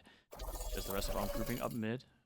Not quite sure which side they're going to go. Potentially a B look here. Joke's over! Zeonlo able to take out the Phoenix, run it back, but the rest of the team is there behind him. Evo Mega Knight able to trade it back here. A nice usage of the ultimate, able to secure a man advantage now. UNC 4-on-3 rushing towards the B side here as Beeb coming off of his run it back here. Able to secure a kill. Optimus trades it back through the wall. One enemy remaining. Garcia on the other side of the map. A nice Sheriff one tap. Spike is going to go down on B here. You have to think this might be a third round coming out from UNC unless Brazzera can do something crazy here. First headshot's good. Second one is good. The spray down. What a transfer. On for the quadra kill here. Garcia needs to save the round. The clutches of loss. They're tapping. Oh, that double tap. Over here. Garcia. Honestly, I'm speechless. I don't even have a call for that. But Brazzera, 4 kills in the round, making individual heroics happen once again. Ultimate's still available, by the way. We saw a 4K clutch earlier in the semifinals. Rusty with that showstopper, but this time it wasn't even used. That is special stuff here from these subs. Both of these subs for ZM are stepping up big time. Obviously, Braz, we highlighted his history, his pedigree right within the throwdown. But Wisp also, like you mentioned, Alex, on a massive heater so far, finding headshot after headshot right now. When both of your subs are outpacing a couple of your starters, you are in a great spot as a team, and ZM could not be happier with how this half is going so far. Agility used mid once again here at the start of the round is that control so important. Wisp, as we were talking about, again, stepping up to the plate here. A nice opening pick. And the man advantage going over to Zeonlo's minions. 8-2. The half is pretty dire for UNC here. Evo Mega Knight able to finally...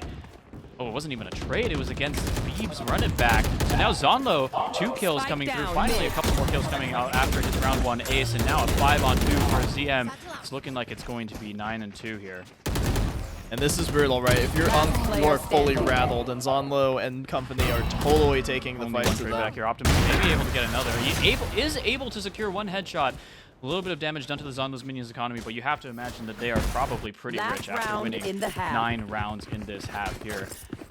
An operator coming out from Sans OP, though. We have seen him do some crazy things on this operator. That being said, it's an attack on. And it's a glass cannon off against a ZM team that has been so willing to spray down through chokes, right? Spray down through chokes, spray down through smokes, hold every single line. If Sans actually wants to get posted on one of these things, he's got to hit either a crazy flick or he's got to get on that line and catch someone sleeping, because ZM is wide awake. They are aware of everything that UNC are throwing at them. Yeah, Garci having to sacrifice so much too. Also running into this round with just a Sheriff here. Sans OP propped up on this angle here with the operator. Full of spraying shots coming through from the top side of mid here. No shots connect. Sans OP still able to hold on to his 100 HP here. Ooh, a nice opening pick though. That Sans OP operator finally finding some value here. And UNC with the opening man advantage 5-on-4. Pushing towards that A side here. They flood on out with the Vi's ultimate. Steel Guard going to be used here along with the Fade ultimate. Now, the site should be pretty much just free for them to take here, as Dark Lord not able to use his Vandal here. Finally, Steel Garden wears off. Brazzera, the main kill coming out, and then another kill with his Vandal. Sans OP, though, still making value out of that operator. 3-on-2 for UNC here. Brazzera just firing some warning shots through as the off shot is going to strike. Spray down, not good for Dark Lord Pole. Taken out by Optimus. UCD Brazzera still on a heater, on for the ace, on a quadra kill here. Nade comes through, a little bit of damage. Has a shorty. He's going to be able to pick up the operator off of Sans OP's body here. Just one shot remaining. The shorty potentially for a jump piece. Can he make the ace happen? Not quite. Optimus stops him in his tracks. A 9-3 half. Stems the bleeding just a little bit, and UNC regrouping for this second pistol round. And they maybe eke out a third pistol win in this series. A fourth, right? They would need a... Oh, you're right. No, actually, a third, because they off managed the Zeonlo 5-man I'm ace.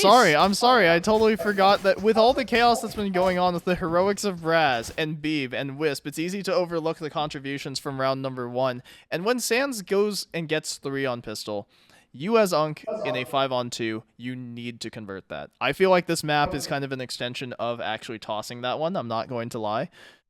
3-9-1/2, definitely not the scoreline you want to find yourselves at. Your individuals are not hitting. Everyone from ZM is in form. Everyone is hitting shots, and Braz actually, I think that's a 10-2. He overthought it a little bit there, picking up the op. Maybe the comms weren't clear enough about how much damage he actually had to do. UNC was actually lit up. Now from Zeonlo's minions here. Bring them down. This pistol round overwhelm this A side of UNC here as they're finally pulling all of the members over. No kills coming through just yet. Just a lot of shots coming through these smokes here. Nades, bombs, everything. A war zone out here on this A site. Ash is coming through. Dark Lord going to take a little bit of damage here. Evo Mega Knight able to secure some kills. Armor and Optimus with 2 more. Zeonlo finally trading 1 back, but the man advantage is good for UNC here. 4-on-2. Evo Mega Knight finally able to take down another one. And now the 5th kill comes through. And UNC did get their pistol round win. This is why everyone hate. Like, I'm gonna take a quick sidebar here. This is why everyone in the game, whether you're in competitive right now or whether you're playing ranked or just playing, like, I don't know, maybe even in Swift play, this is annoying. This is why everyone hates playing against Phoenix. The moment one of these curveballs goes out the smoke, and for Lord forbid you throw 2 at the exact same time on opposite sides of each smoke, everyone is getting flashed by that. And so, like you heard, Alex, we dropped 2 mags a player, and we are getting 0 kills off of that initial contact. But they might just be the best pistol team at Moogie's VALORANT Throwdown. Can't lie. I don't think we've seen as consistent of a performance coming out of these pistol rounds, right? Even they were looking like they were going to win that previous pistol round. Just the individual heroics from Zeonlo finally coming out a little bit of a fall apart in the strategy at the end of the round. But Weiswall going to be tricked here. Keeping Zeonlo alone on the site. The TP is active though, and he's just going to be able to trade one back over to outside of the site. A little bit of a regroup coming through from Zeonlo's minions. Some damage taken on both sides here. The health advantage basically negligible at this point. Sans OP with the operator up here posted at mid. The anti-eco, like it's going to be good for UNC here so far. Despite no kills coming through, a lot of util already used. The armory advantage is significant for UNC. A whole lot happening. And I really like this call here from ZM, right? Just the cut noise and re-hit into the Sentinel with depleted utility. Dark Lord here able to pick up opening kill onto that site here. Garci takes 1 back here. UNC still maintaining that man equivalency. Garcia taken down, but again, traded back on the other side. And now OP with the Marshall. Ooh, a nice shot through the smoke here. Fade Eye going to get shot out here. Now Unk with a man advantage here, 3-on-2. Darkwood Cole hiding in the corner behind that Phoenix wall. He's going to get cleared out. He does get cleared out. A couple of shots able to come through, but just not quite connecting. The rest of the team reacts in time. And the round is secured for Unk here, a 5th round. If there was any gun investment from ZM there, I feel like that's a done deal. You have players at the crossfires. Yes, the paranoia comes through from mid, and yes, it blinds an entire half of the site. But that Phoenix wall actually gave ZM a pocket to play around in that corner. The pre-fire from Sands with that Marshall no-scope through the smoke, unbelievable. You have every single modifier possible on a kill that you could get in Valorant, short of wall-banging the guy too. But Sands has been the lone, bright spot so far. The only one in double digits right now for Unk. They need to secure this round on vastly inferior guns to be able to actually get back into this game. But so far, their defense looking a lot better. Yeah, another heavy stack coming out from Zeonlo's minions, but now with an upgraded armory on the bonus round for Unk here. You'd imagine they're just going to look to overwhelm the firepower here. Evo Mega Knight, though, good for the opening kill, teleports back to safety in his sight. Taking the kill for free, essentially, and now Zeonlo's minions, momentum a little bit shattered here as RMGG waiting on the site here for the rest of the take as they come on through, hoping that they don't spray down the box. They enter the site here. How does Mega Knight find that first one, though, and manage to teleport out without it's any incredible instant he doesn't take damage, honestly. He took a point of damage. He got shot once, which is absolutely ridiculous for the play that just happened. The Brazzera throwing a little bit of retail out here, just clearing a couple of corners. A lot of time has passed since they last saw the site, so they're just trying to be meticulous. Here stands up here, a couple of sheriff shots not going to hit. Zeonlo able to take one down. Now the man advantage to keep it as Chris takes out another one. Zeonlo further advancing the man advantage now, 4-on-2 for Zeonlo's minions. Flank coming through from There's not much that they can do here on the bonus round. Raz, aware of the flank here. Optimus shooting out Fade Eye, but now the rest of the team aware of his presence here. Zeonlo playing. What comes out here? Optimus does take one on the other side. So does Garcia. Finally getting traded back here. Now a 1-on-2 for Garcia, looking significantly more doable now that he has but only 5 bullets. The first headshot there. Second one, not quite. Almost an individual heroics round for him. Unk losing out on another chance at starting a streak here. 10-5. Man, it feels like it should be 9-7, right? It feels, or maybe 8-7. This game feels like it should be so much closer than it actually is. But every one of these close rounds, everything that's gone down to the wire has gone ZM's way. That might be a bit of a confidence thing there from Garcia. Only 5 bullets left in the AK. You find the first kill off of your first 2 bullets. Unbelievable. You only have 3. Not quite enough to actually get the kill, so you decide to switch down to the Sheriff. I would have preferred to just keep the confidence and lead with the rifle. Yep, the fast A hit coming out again from Zeonlo's minion. If it ain't broke, don't fix it here. Boombots coming out. Util all the way through the site here. Unk holding a little bit better than last time. No opening pick coming through from Evo Mega Knight here as the rest of the team able to get out onto the site. Curveball going to be able to strike. Garcia, though, gets the opening pick. RMGG with a second. Beeb finally trading one back here as he pops the run it back. Looking for some kills here. Fully flashed by the enemy. Curveball, though, takes a lot of shots, though, for RMGG to be able to take down Beeb. And that's just his ultimate, so no man advantage being handed over. RMGG finally getting a kill on a life that will give them an advantage here. 3-on-2, RMGG holding for Dark Lord to peek here. But Dark Lord faster on the flick here as the Fade Ultimate coming through here. 2-on-2. Round could go anyone's way. I like to see Beeb try and get a little bit more space there, but Garcia's humbling him so far here on this hold. Yeah, Dark Lord probably just going to look for a regroup here as the spike going to get planted, but Unk plays this right. Okay, Steel Garden invested, but it's not going to hit. The radius not quite large enough here, so Optimus peek up here. They're going to peek as a group, as a unit. Actually, it looks like the Steel Garden did actually land, but Dark Lord able to take one down. Gets the second, saving the round for Zeonlo's minions, bringing them up to 11. Again, just a misplay coming out from Unk's side. You peek together and you win that round for sure. Or neither of you peek at all and just force the ZM players who are always at these man disadvantages. It feels like every play so far, or every round so far on this half, UNC have had an advantage that they can play through. They've had opportunities to actually close out these rounds, but they're just fumbling. They're just tripping at the final hurdle. And some of it might be nerves, some of it might be inexperience, some of it might simply be the pressure is finally getting to them. But so much damage went down to Dark Lord, and for Garci not to hit a single shot there, it's heartbreaking.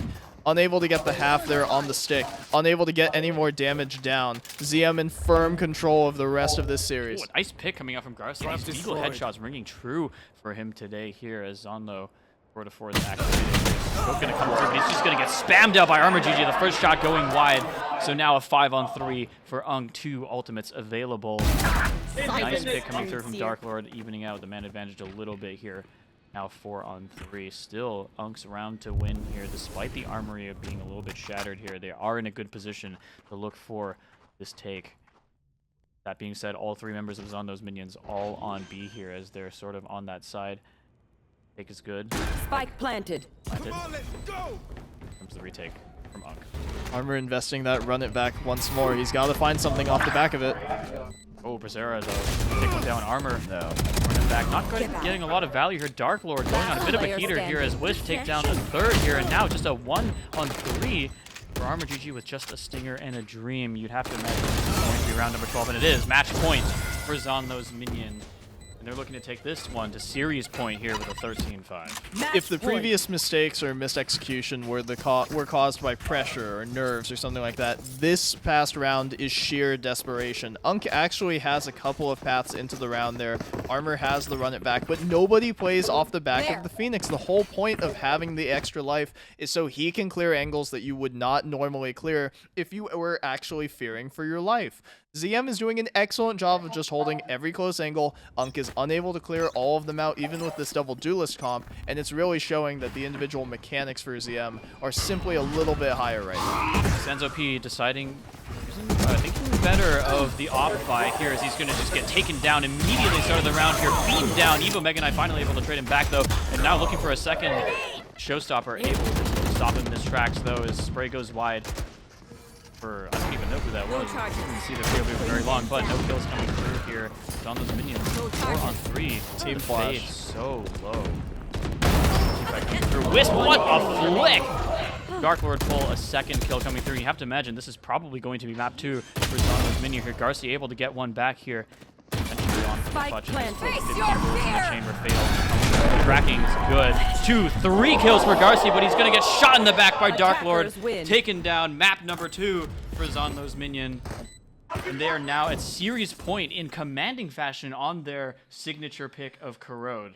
And it's hard to really fault anything that they were doing, right? It's really hard to find any weakness in how ZM was approaching that, but UNC, a bit of a misfire there is all we're going to say. After such a strong showing in map number 1, map number 2 looked a little bit more like what the analyst desk and the rest of us here on Prod were predicting. Unfortunately, I would love for this to end up being a much more commanding series, a much more compelling series, but right now, ZM firmly in the driver's seat. They're 1 round away with 2 E-subs from winning this whole thing anyway.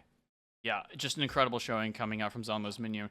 We're going to go to a break in just a second, but before that, I'd love to thank all the people who made this event possible. Obviously, with Xfinity and Asus, Republic of Gamers, they've been doing so much great work for us, funding the event, helping us out, coming out to even table in person at TLC at UC Davis today. They've been doing so much work in making sure that this event happens, and the 2026 Throwdown could not have been made possible without them. Obviously, our good friends at Riot Games were super, super courteous in actually supporting our event. We are one of few collegiate events to actually be blessed by the support of Riot Games themselves. We are really, really glad to have them, especially with our panelist who was doing a map design panel, Diego Verona, Riot Vari, who's doing a nice panel on game design, map design, just earlier at 1 p.m. So that's all the more motivation for you to come in person for next year's Throwdown. Some of these things happen just exclusively for our in-person audience. But to those of you viewing on Twitch, again, a massive shout out to Asus Republic of Gamers, to Xfinity, to Riot Games, and to Gen G Esports for their support in the 2026 Moogie's VALORANT Throwdown. We're gonna throw it to a quick break. Don't go anywhere. Map number 3, series point for Zeonlo's minion in 2026 LAN Finals is coming right up.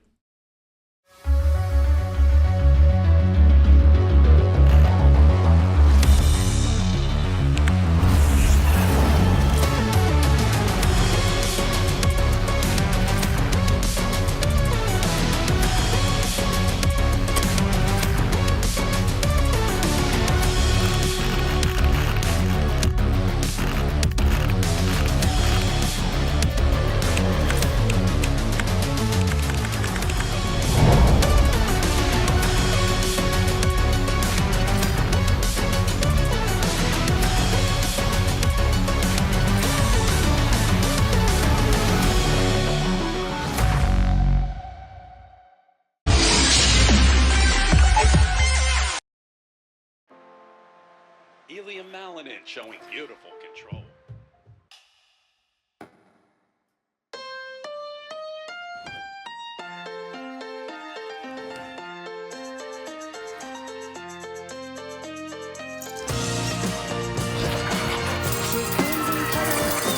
He's clearly a crowd favorite. The most reliable Wi-Fi at one price for 5 years. Guaranteed. Xfinity. Imagine that.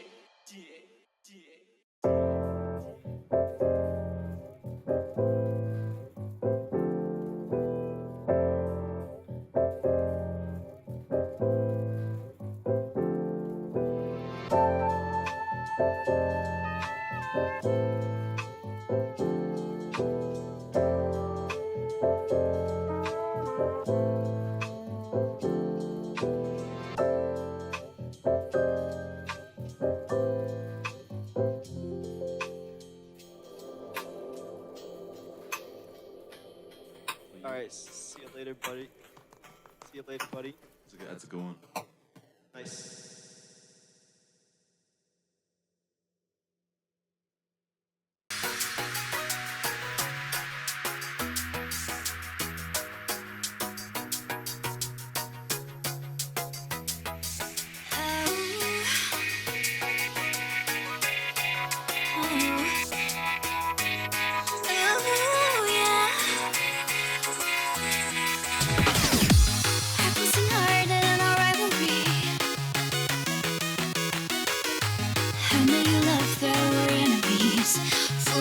This is our legacy.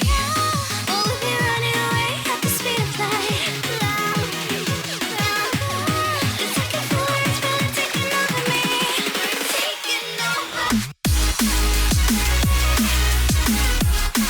We're taking over.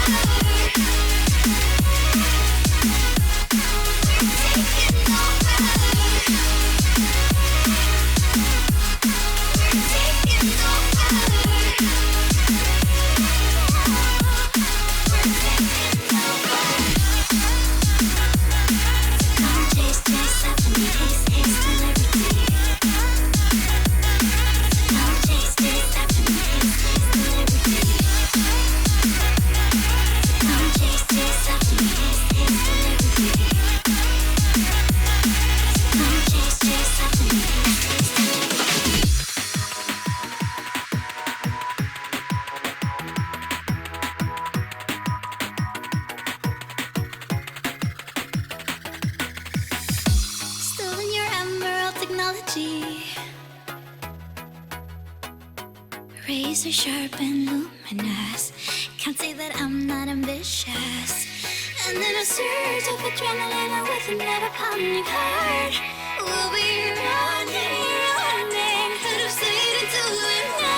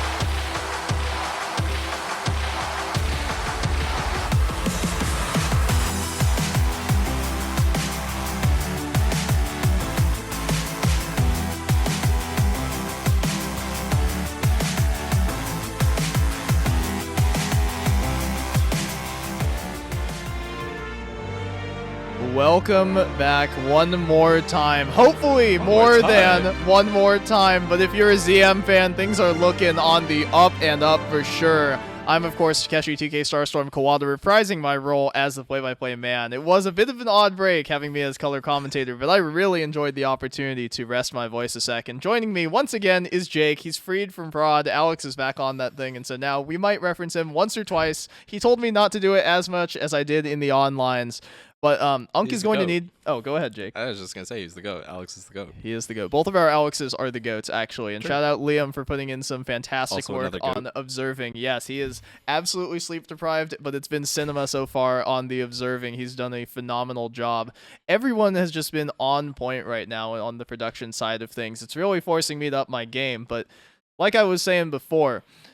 He told me not to reference it as much as we did on the online stuff. Well, UNC is going to need to find some of their online form here at LAN in order to keep this series alive as we move to bind the map, the official map. Alex might hate me saying this, but the official map of the Throwdown. The most played map, I am certain, by volume at Moogie VALORANT Throwdown LAN across all 3 years. It has been past, present, and future. Surely. Alex leaked next year already. I didn't have to leak it this time around, so I look really good.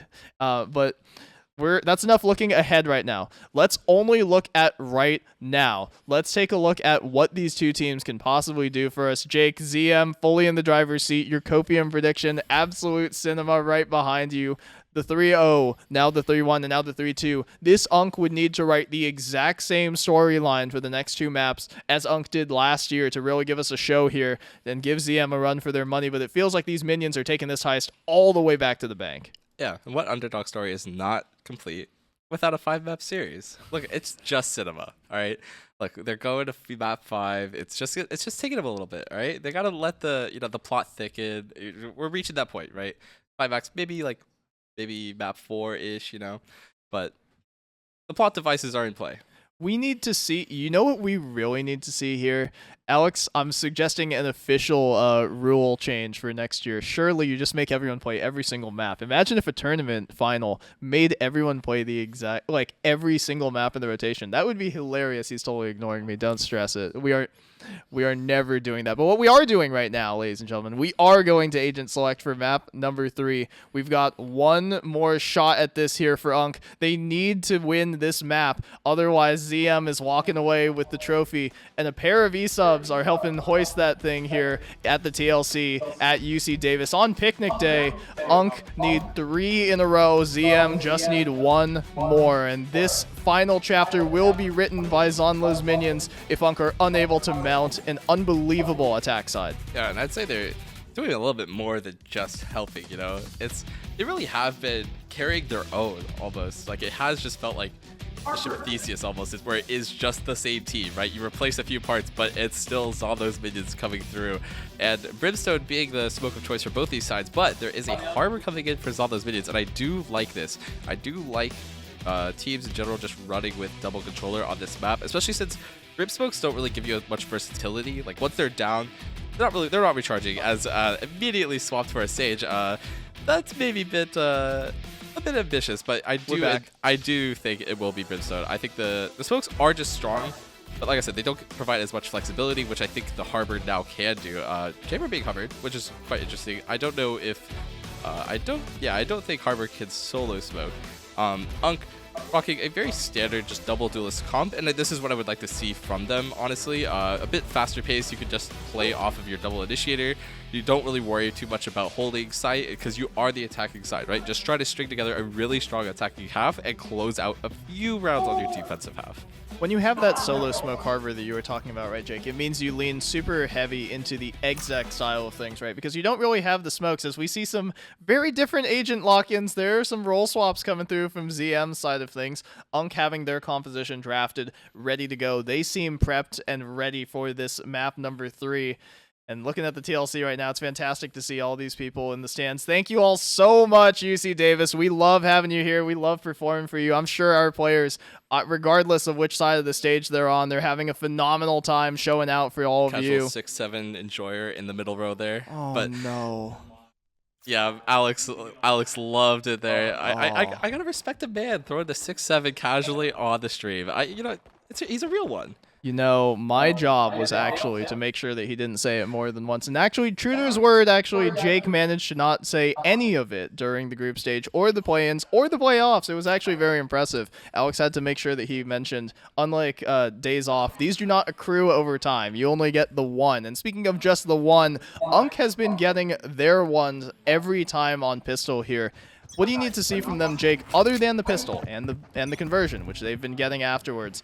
What do you need to see from the neck? Not that. Exactly not that. I think he bit a bit of a caster curse. Zeonlo finding the opening in the jet duel there. And that will also kind of cue into what UNC wants to do. You can't really hold as much space without just a sentinel to kind of cover your flank. So you have to have most of your team with you on the duelist push. So again, Zeonlo's just ready to receive them here, and the long fight goes their way. Yeah, there's 2 more players here. Garci gets a double up though off a pair of ghost headshots, and so Braz is going to be asked to be tasked, sorry, with picking up these pieces. Garci is on 1 HP. Mega Knight has made his way all the way over towards the opposite side of the map, which is going to allow Garci some more room to work with. So the flanker is going to become the flanked in this case.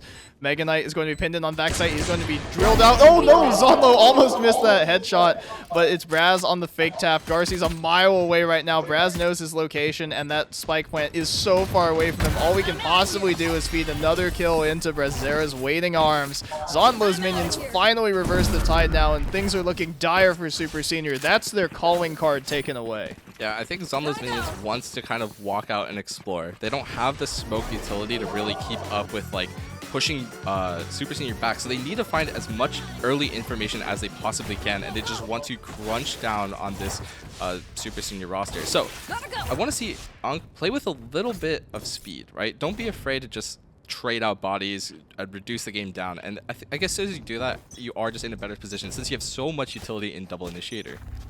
And my question here is, as Unk move into some upgraded pistols, which really shows how they feel like they need to approach this game. Yes, you got the spike down, but you got basically clean swept. I think they got 2 in exchange, just the damage that Garcia was able to get down.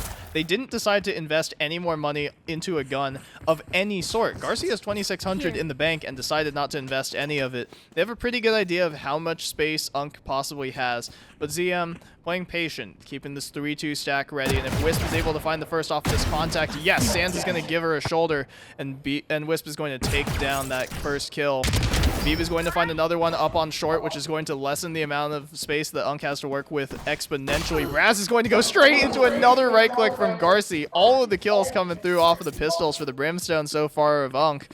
Beeb looks to teleport at just the right time, goes with that jet cloudburst. But yes, like you mentioned, Jake, Unk is going to storm their way in towards this A site, and ZM completely misreading the play. Bit of an odd smoke there, which allows them to work the rest of the map, but instead, Unk are going to be sitting pretty here in this post plant, even on just these pistols.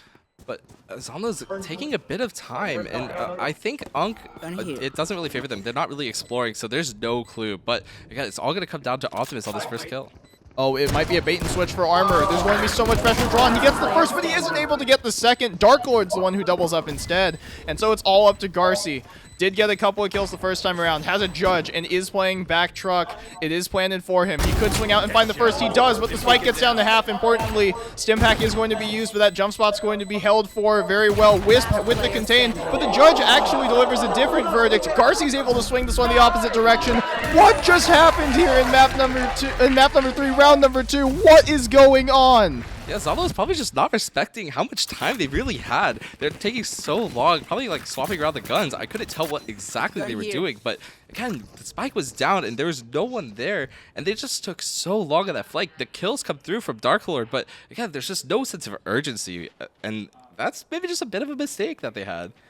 Well, I am so upset I'm so upset that I fumbled the end of that one, but somehow Garci with the safe hands, right, able to safeguard the way right for SuperSenior to actually collect that one and actually set themselves up for a situation where it basically feels like they won that round now at this point, that pistol round, because now Sands is posted up with that Outlaw against the unarmored opponents and is doing tons of damage, making Zeonlo's minions have a real bad time right now as SuperSenior moving into this 1-3-1 setup now. ZM 1-3 is the split. If they make the rotation like they've been doing most of this series so far, SuperSenior is going to find a virtually undefended B site. It's just a Sheriff to stop him in hookah. Yeah, and Mega Knight finds the one there, holding the TP flank that could come through, and Optimus finds the other on the other side. So this should just be an open B site. The players are now forced to go through spot, and it's not going to be in time, so they will be able to get the bomb down. But again, this Jet is really disconnected from the rest of the team, so it is technically a 4-on-2 and not a 5-on-2, but again, I think this just favors Unk. Absolutely, the math checks out. Braz dodges out of the way of that grab, but there's not really much for Zeonlo's minions to grasp at in this round. They're struggling to establish any hold here. SuperSenior actually having the hold of all time, right? All 5 players are going to make their way over here. Zeonlo might find a back turn from Armor, but he finds Optimus first, even though he was looking to slide in, isn't going to find anything more for Braz, and Armor finally. Defense to offense is what we were talking about for this guy. He's stepping up big for SuperSenior. They need these rounds, and they are finding them in a big way. I think key compositional difference that we can talk about here is the Neon, actually, right? We saw in that last round, the Jet for UNC was on the other side of the map and had to walk all the way through because they didn't have a Sentinel flank to really cover it. So yes, I think it's fine not having a Sentinel, but because you don't have one, you now have to be cautious that you're getting flanked usually late in the rounds, right? So again, that Jet now has to walk. The Neon's fast. The Neon's able to quickly rotate, and we'll see if they end up pulling that advantage into these future rounds here. Good break on that eye, but it is going to signal that at least 3 players are here because you heard a few bullets ring out. That dog doesn't actually clear that close corner, so the Trailblazer might give bad information, but Wisp is unable to find it, even though that Lear was in the sky. The eye found no value. Dark Lord actually finally being shot down on one of those early swings, and that second tap down actually goes awry. Sands finds the damage, Braz finds another one, but the trades come back and forth for each Jet. SuperSenior still with the man advantage, dashed into one of his teammates. That's a little bit silly there. But Zeonlo going to be forced to hold passively with Beeb. They have the opportunity to rotate, and off of the back of that contact, the rest of UNC should think better of it. ZM going to switch into the 1-1. The flash going to be used to try and bait a little bit more contact, and Zeonlo is way ahead of this play. He has a great read on it, but he's going to try and go into heaven, and it feels like he'll only have one opportunity, but he makes the most of his shot. Sands makes it a 1-on-2 now. Zeonlo's minions, it's just Beeb right now. Heroic on last map as the Phoenix. Needs to do a ton of damage here off of this wraparound. Garci's keyed in on this flank right now, but the teleport gets caught at the worst possible time, and that's the spike down. Absolute chaos is ensuing right now, and he's running with his knife out. Beeb has the reposition. He's ready for the next one, and the body spray down afterwards. A little bit of showmanship there, but that's an absurd clutch coming through from Beeb. So a bit of opposite timings, right? Zeonlo's not really sure how long they have on the spike, and UNC just unfortunate timing getting into the TP. Catches him unfortunately, but again, they were disconnected there for Zeonlo's, and yes, Zeonlo finds his one, but in this 3-on-2 situation, you can't just trade one. I'd rather see them just double up and take a gamble towards A if one of them's going. Stick together, try to trade out the best you can, but again, just very fortunate round there for Zeonlo's, if I were to say anything, really. And brutal stuff for UNC, right? Because you need every one of these rounds. And when you have that 2-on-1 advantage, they overthought it once again. That's something that we were talking about in post-game of map number 1 and some of what was going on in map number 2. Alex mentioned a tendency to over-rotate, to try and move a little bit too ahead of the play. That time, ZM had a great read on the situation. And that time around, UNC got caught, off guard, unfortunately. No armor in this case. They were a little bit out in the open. But this time around, UNC going to play it a lot slower. This is very, very in line with how they like to play it. But every time that they've drawn it into a late clock situation, you have to figure it's favoring Zeonlo in terms of how they've been able to execute the late round situations. It would favor Zeonlo if they're taking space somewhere on the map, but they're corralled on their site right now. And so UNC have a really good advantage here on B if they're to take it. Their timing's not really there, and the flash comes through though. Oh, but that nade is sailing in way too early, and so all the kills are going to go ZM's way. Yes, Viva uses the Clove Res there, but the not done yet is going to be plenty, and the spray down off the back of the Fade Eye and the Recon Volt. There's so much utilities being used. Armor would have to go ridiculous, and Zeonlo throws some knives straight into his backside. Armor gets taken down immediately. ZM back into the lead after a shaky couple of rounds. And I think UNC had a good start to that round, right? They were able to get into hookah pretty much for free, and it's a good spot for them to be in, but when you don't take your immediate timing and the A players aren't really there, especially the Jet, I feel like the Jet is crucial for their composition if the Raze isn't really going to find a great entry. You have to have someone to break those sight lanes and get onto site. When you're just kind of jumping out hookah, it's not really going to work well for you. And you were talking about a lack of space, right, that ZM had taken, Jake. But in that case, UNC just walked straight into the funnel, right, into the meat grinder this time around. Now ZM are playing proactive. Now they do have all the information. They know where the hit is coming. They know it's going towards the B side. And this UNC composition doesn't have any anti-flank to speak of, right? It's so tank-heavy that you have to make good use of the double initiator and the double duelist to actually be able to clear stuff. Sands is going to walk straight past Dark Lord, and his right-click misses. Only one of the daggers actually finds any purchase. But they are going to make their way over towards the A site. Off the back of that contact, they have correctly deduced once more that the rotation has allowed them an undefended A site. That's going to be a bit of a weird Fade Nightmare. and it might find a peek out on the opposite side of the smoke. Molotov's going to be used in CT elbow, but Zeonlo's ahead of the play. Misses a few shots there, but he finds another one. Armor finally cleans him up before Dark Lord gets another trade back before being taken down by Garci. Guardian now, 2-on-2. Armor finds one more, so there is a round to be made of it. Armor stuck in an awful position there and taken down by Beeb. 1 health the difference here for Garci. He would have needed the 1-tap. He had 2 opportunities, hits neither of them, and Braz in midair finally finds time to land and takes him down afterwards. Yeah, UNC weren't aware of really how fast that flank was going to come through. They knew they double TP'd, but again, they weren't sure actually where the other 2 players were. They thought they were side, which is why we saw the Fatal come through to clear out the potentially close and harmful angles. But again, when you have no information as to what's really happening on the other side of the map, that's what ends up happening in the rounds, right? You just get flanked from literally your own spawn. And Sans, critically, as you take a look at that scoreboard, going to be rocking the attack op, the combat operator, but Zeonlo up close and personal of his own. Mega Knight going to be fired off the first one. That relay bolt's going to find huge value, but Garci somehow finds the trade anyway. That flash is going to give them plenty of space to work with, but Brad slides in off the back of it. Excellent team play from ZM. Armor's in a good position to get the trade. Finds the first, and he manages to take down Zeonlo. A little bit sloppy there, allows Armor to clean up a couple of kills. Sans with a little bit of a weird dash there is going to be able to recover the spike cleanly. 2-on-2 situation, but the fade is critically low for SuperSenior. 2 bullets the difference, but any one could spell it. Sans op is going to ring out here, going to show that they do have the one-shot weapon. Maybe make ZM think a little bit better of actually taking one of these active angles, but it has to be Armor to find this first kill. Beeb with the wallbang means he doesn't actually find that first kill, and so the smokes are going to split the site. Sans is going to take his time planting the spike, where Armor gets wrapped on. Sans has to do a 1v2 clutch here. Up close and personal with the op. He gets bit and taken down by the shorty. 1 shot, unfortunately for Beeb. Sans off once again, not living up to that ending of his title, unfortunately. But ZM doing a phenomenal job so far as they take firm control of this half. Yeah, I really thought Sans would actually just swap for a rifle, opting just kind of swing this fight with your player, but keeping the op really puts him at a disadvantage for the close range fights, which he ends up having to take once his teammate goes down. Again, I get why UNC is playing it slow. They want to make sure that they're not just getting ran down by triple duelists, but Zeonlo really hasn't shown that they want to play super fast, right? They're content with just walking out A, walking out B, right? Taking slow and kind of methodical approaches. But look, now that it really hasn't really done anything and they're winning, they're just able to sit on site and say, hey, you got to show us that you can win these rounds. And UNC is struggling mightily right now to prove anything, unfortunately. Mega Knight's going to be going through, and Zeonlo hits him before he hits the ground. Braz with the collateral off the operator. He tells Sans to sit right down, gets another one with the shorty, and Zeonlo cleans it up. It's a full house on that U-Haul stuff. No movement here. Zeonlo's minions are keeping you grounded. Again, it's just, there's no real respect for what Zeonlo's minions can do, right? You're just running in there, and you know that they most likely have an op since you just died with one.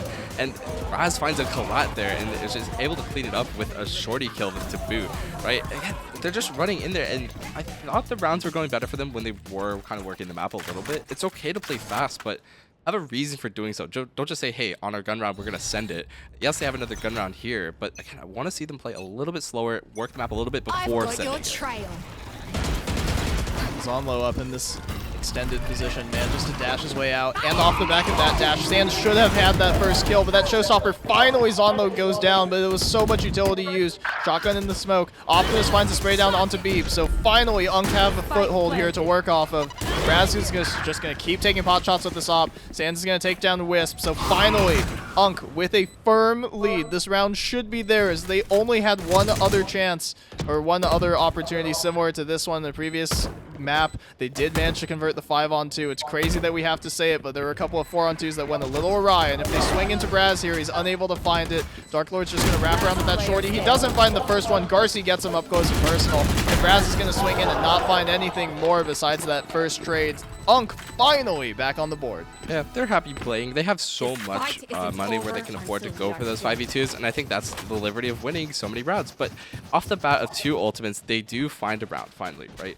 UNC is able to secure one, and they do have 2 more ultimates to use, and I really want to see them kind of in these last 3 rounds, you know, use your ults, right? Don't try to hold them for perfect opportunities. Just let them rip, play around them, right? Have a game plan going into this round where you're saying, hey, we're gonna Brimstone ult A. We're gonna Brimstone ult this space. We don't have to worry about it, because that's where they've usually been playing. For Zeonlo's minions, though, they are just gonna take showers control here.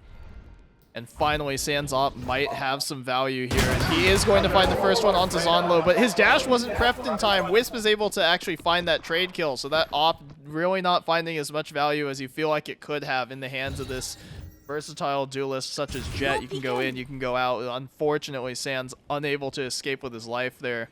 And this wraparound here could be massive from Beeb. It's a really good timing, and I think if they just play it a little bit slower and wait for the hit to come through, he'll find a really great timing, but he's working up. He will see Mega Knight and won't just decide to take one. Won't find the second on Garci, but that still is damage being dealt. It's now a 3-on-3, Brimble being invested. That's a weird position of the ult. It actually allows the front side to walk out and the back of elbow to actually walk out as well. So there is going to be a player up into U-Haul, maybe a little bit faster than anticipated. Wisp is going to be there before Garci's Molly can land, and then the dismiss right back out is going to save her life real quick. Unk at a man disadvantage yet again. Armor being tasked with everything here. This nightmare could be massive, but Wisp is making it a living nightmare right now as all of Unk is shut down by the minions so far. 7-3 right now. They have the potential to really run away with this half. Yeah, and again, they still have ultimates to play with. Unk choosing actually to invest the Brimstone ult and not finding much with it. And that's exactly what you don't want to see when you're behind. You really need to make the best use out of your ults. And again, it just feels like they're not really sure what to do, right? They're entering this round with the intent of not using the ultimates and kind of just saying, oh, this is a good spot now, but have a game plan. That's the liberty of being on this attacking half. You get to set the pace, so set it, right? Again, they have the Fatal to play with. They have one off Sands, which I imagine they will try to get that ultimate point online, and that's what they're going to fight for, but Zeonlo is ahead of this play.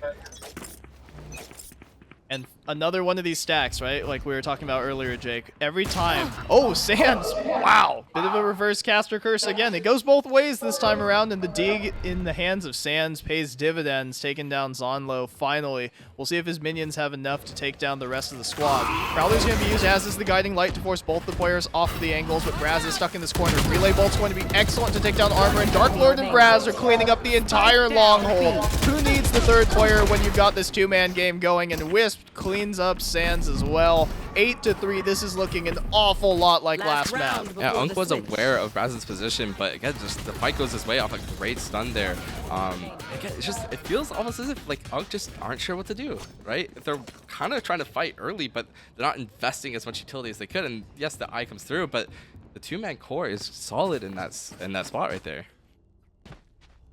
ZM looks ironclad so far, right? The defense looks fantastic. The first 3 rounds, very shaky, right? They could have really gone either direction. And honestly, Unk, very surprised that they managed to pull off that round number 2, but they did it, and they needed it desperately. But when 2 of your 3 rounds are coming in the first 3 rounds of the game, and you've had nothing else to say other than that, it's just going to be another B hit, but 3 of the minions are already over here. The drift out from heaven, and Dark Lord's going to take down Sans after he finds nothing on that opener. Nightmare's going to be used on the close player, but Armor's just going to shell out the close player as well.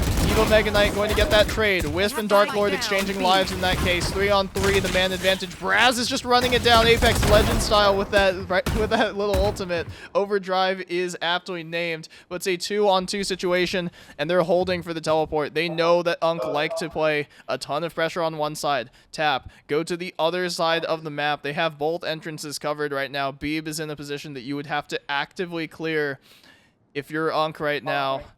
But the time, they're taking so long where now Beeb actually has to check his back, and that's probably the timing. It's a good timing if they choose to take it, but again, I do feel like they are just going to take this TP really late in the round. So it is going to come down to Beeb. If Beeb doesn't find one, that is a 2-on-1 situation with Unk being able to get the plant down.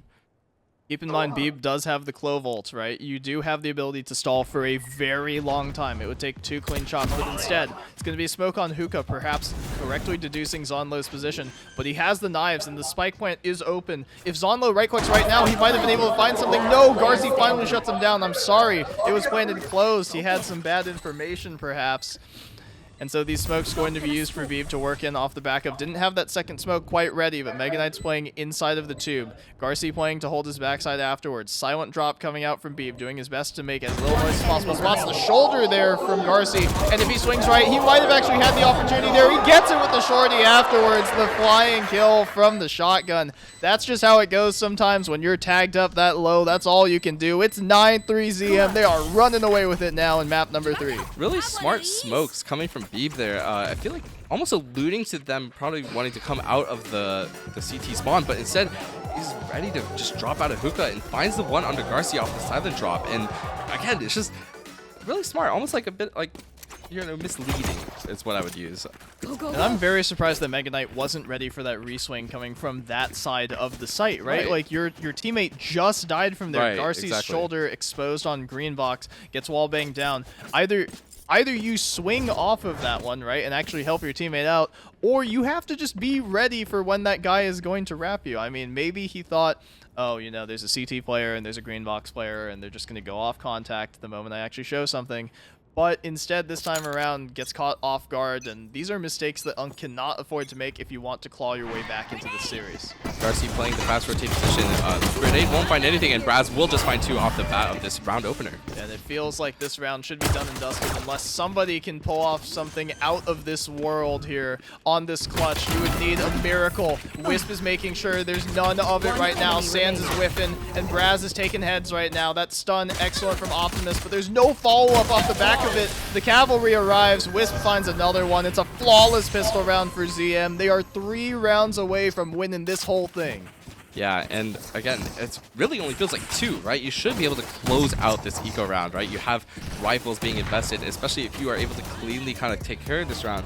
You're now carrying rifles over into a rifle round, and now it only becomes really 1 round, right? So UNC, again, they probably have to buy up around this round. They have to really contest it. It doesn't really look like they're doing that. So again, maybe it just feels like an easy round going the way of Zeonlo's minions. There are no other words for it. They are buying up. Yeah, well, you have to. I do really like to see it. They are actually buying up. On the CT side, you have the opportunity to actually stack some rounds together if you play with purpose. Braz is running straight through that molly, finally gets sat down by Garcia. Going to dodge out of the way of that fade utility so that the hold from hookah is undetected. There's 3 players in there. There's a shot coming through from elbow. There's tons of damage raining down onto the Zeonlo's players. They're going to make their way over towards an undefended A site right now, except for Sands, who's holding this Marshall. Gets a little bit more damage on the second shot, misses the no-scope though, and he's going to fall off, trying to find a little bit more damage here. Zeonlo's going to be on the chase, finds the first one with the Guardian. There is still a round to be made of it with the gun advantage. They have a short player though. Plants coming through on truck. Armor going to be super slow on this wrap, thinking a little bit better of it. Waiting patiently as Armor, biding his time for the rest of his team to make a play, but the rest of ZM has crept their way into the back of site or into back U-Haul. This decay is going to stall very nicely, but Armor is good for the first one. Does he read the position of Zeonlo correctly? Yes, he does, but he's not ready for it, and so Zeonlo on for the ace right now. He could save this game. He finds the third, but Optimus finally silences him. UNC with that force buy, they finally desperately grab onto their 4th. And that's a very much needed round win, right? You're kind of stopping the rounds from spiraling out of control, especially since you're down so much. So again, they need to string together these next few rounds, right? You cannot afford to really drop 1. You cannot let Zeonlo's minions kind of recover their economy. You got to beat them when they're down. And so we actually see potentially a shotgun coming through for the Neon here, and I do really like that. That's a easy way to cheese out a kill potentially if the util's used right, and Eagle's buying up around it. So the really key player here to watch is actually just going to be on Sands. If Sands is able to find the opening kill here with the Outlaw, it just tips the scales too much. And there have been some decisive blows struck here for ZM. Braz with this judge playing up close. Wow, I was going to say, I'm really surprised he didn't just jump through, but here he goes. Yep, Sands dies first, and Braz finds the follow-up. ZM have all the space in the world. They're getting an open spike plant. Once again, a 3-on-5 retake demanded of UNC. Stunned up, util down. Dark Lord almost managed to die there, but just enough damage coming through off the back of that Sheriff. 2 bullets, all that's necessary. And now the only remaining players for UNC, they have to work their way in to CT. They have to try and save these weapons at this point. The economy is worth more than the round could possibly be. Garcia finds the first, and Zeonlo is tagged up. So if he swings in, he's probably just gifting one over to them. Excellently done by them. Farming ult economy. Yes, well, like you pointed out, Jake, there's not enough time unless they find something crazy right now. They found a dink through the wall, but it's not enough to actually kill there, despite the high wall pen. Dark Lord's going to go chasing. He finds Optimus, who's 1 HP. Swings in and finally finds that one, and so it's just Garcia who gets to save it here. UNC in dire straits. Even as Garcia swings back out and finds one more, it's not enough to actually finish the job. ZM 2 rounds away from Throwdown immortality. I really wanted to see UNC go for that. You are on your you're literally on on your map life here, which is now your tournament life. You need to find these round wins. Even if they do look like a desperate situation, you need to go for it because your buy is not great going into this round. And if you lose this round, it's map point for Zeonlo's minions. They can literally just sit back, wait for their ultimates, have 5 ultimates, and just secure 1 round at that point. So again, they need to make a really solid strat here, and I don't know if 5B is that strat. But this is what we were talking about with starting strong on your defender side, right? When you know that you only need a couple rounds on attack, it allows you to mix things up in a way that you would otherwise be unable to. Mega Knight finds the trade off of that Spectre after Zeonlo found the first. Sans coming through the teleporter actually has a lot to say with that Phantom, even with those suppressed weapons. Beep finds another one onto Sans though, so even though a ton of damage was done to Braz, the whole teleport is going to move over towards A site. Braz taking a bit different of a pathing this time around, and he's going to hold for this wrap as they use the Nightmare to show they don't think Braz that hurt there's, him. yeah, they don't think there's anyone coming from sight. The wrap is going to be well contained. Braz, he's just got to hold him walking into his crosshair, and he takes down Mega Knight. UCD Civil War going on right there, and now it's just 2 members of UNC once again working their way out from CT. They had the read onto Braz, no shot onto Dark Lord, but there is a close player onto CT, and he's wrapping into elbow already. If they keep taking their time, they're just going to get sandwiched here, and he's going to get mowed down right now by Beeb. 8 opportunities for ZM, series point secured, tournament point for Zeonlo's minions. Yeah, and again, it's just there's no proactivity coming from UNC on this defensive half. You are playing double duelist, and you need to really show that, hey, we're gonna stop you. We're not just gonna like let you guys come onto site like that. But again, triple duelist is able to just 5-up B, and you just can't let that happen. So we are, again, like you said, 8 rounds that they have to close it out. They don't need to invest any ults, right? They could just save up their ults, let them pull up, and just try to go for 1 round win. Get out of my way! And the minute 40 could be all that separates UNC from the end of it. Braz makes it 4 kills to the good. Sans tries to equalize desperately. Beeb finds one. Mega Knight head on the swivel, but it's just up to 2 players once again. Another fast take from ZM has them 20 so odd seconds away. 1 spike timer from finally laying this series to rest. Optimus with that Trailblazer not finding too much more, but these weapons are so undervalued. All that Beeb needs to do is run all the way through. Braz is trying to secure it himself. The super sub running it down one more time. Beeb takes it down. That's it. ZM are your Throwdown champions for 2026. Yeah, really nice showing there from them, and there's not much to say, right? It was just clean side take after clean side take, and even on the defensive halves, really no they just got to sit on their sites, and it was fine. They're able to just take op lines and nice and just controlled map from Zeonlo's minions. And commiserations, of course, as we always do, to UNC and to the rest of SuperSenior, right? To Evo Mega Knight and the rest of the squad. They were trying their absolute best. Don't go anywhere. We've got a trophy presentation coming up in just one moment, as well as, I believe, Alex, can I get confirmation the raffles are occurring shortly as well? That is factual. So if you would like to have a chance at winning something here and witnessing Zeonlo's minions lift that trophy finally that they've chased after this entire season long, please stick around in the hall. We would appreciate having you around if possible. Jake, as we continue to wrap things up here, do you have any final words about the match that we just witnessed here today? ZM a little bit too strong on the day for UNC to handle. Commiserations once again to them, but again, a great run from them. Sure. Yeah, so we're gonna have the teams If you guys can fist bump, come, and like, we're gonna have behind them and just shake do a hands quick fist before bump. the trophy ceremony. You said any last words, and I think again it's a good showing for both teams. Actually, I think Zeonlo's minions just were very prepared. They felt very under control and weren't really taking too many risks. Probably just almost felt like they just weren't like jumping at every opportunity they had. And again, maybe it's just some stage jitters, but next year, right? There surely will be another UNC next year, and they'll have the experience of this year. And they should still stand tall, obviously. It is a feat to make it all the way there. But here you go, Zeonlo's minions, your 2026 Throwdown champions, finally lifting that trophy.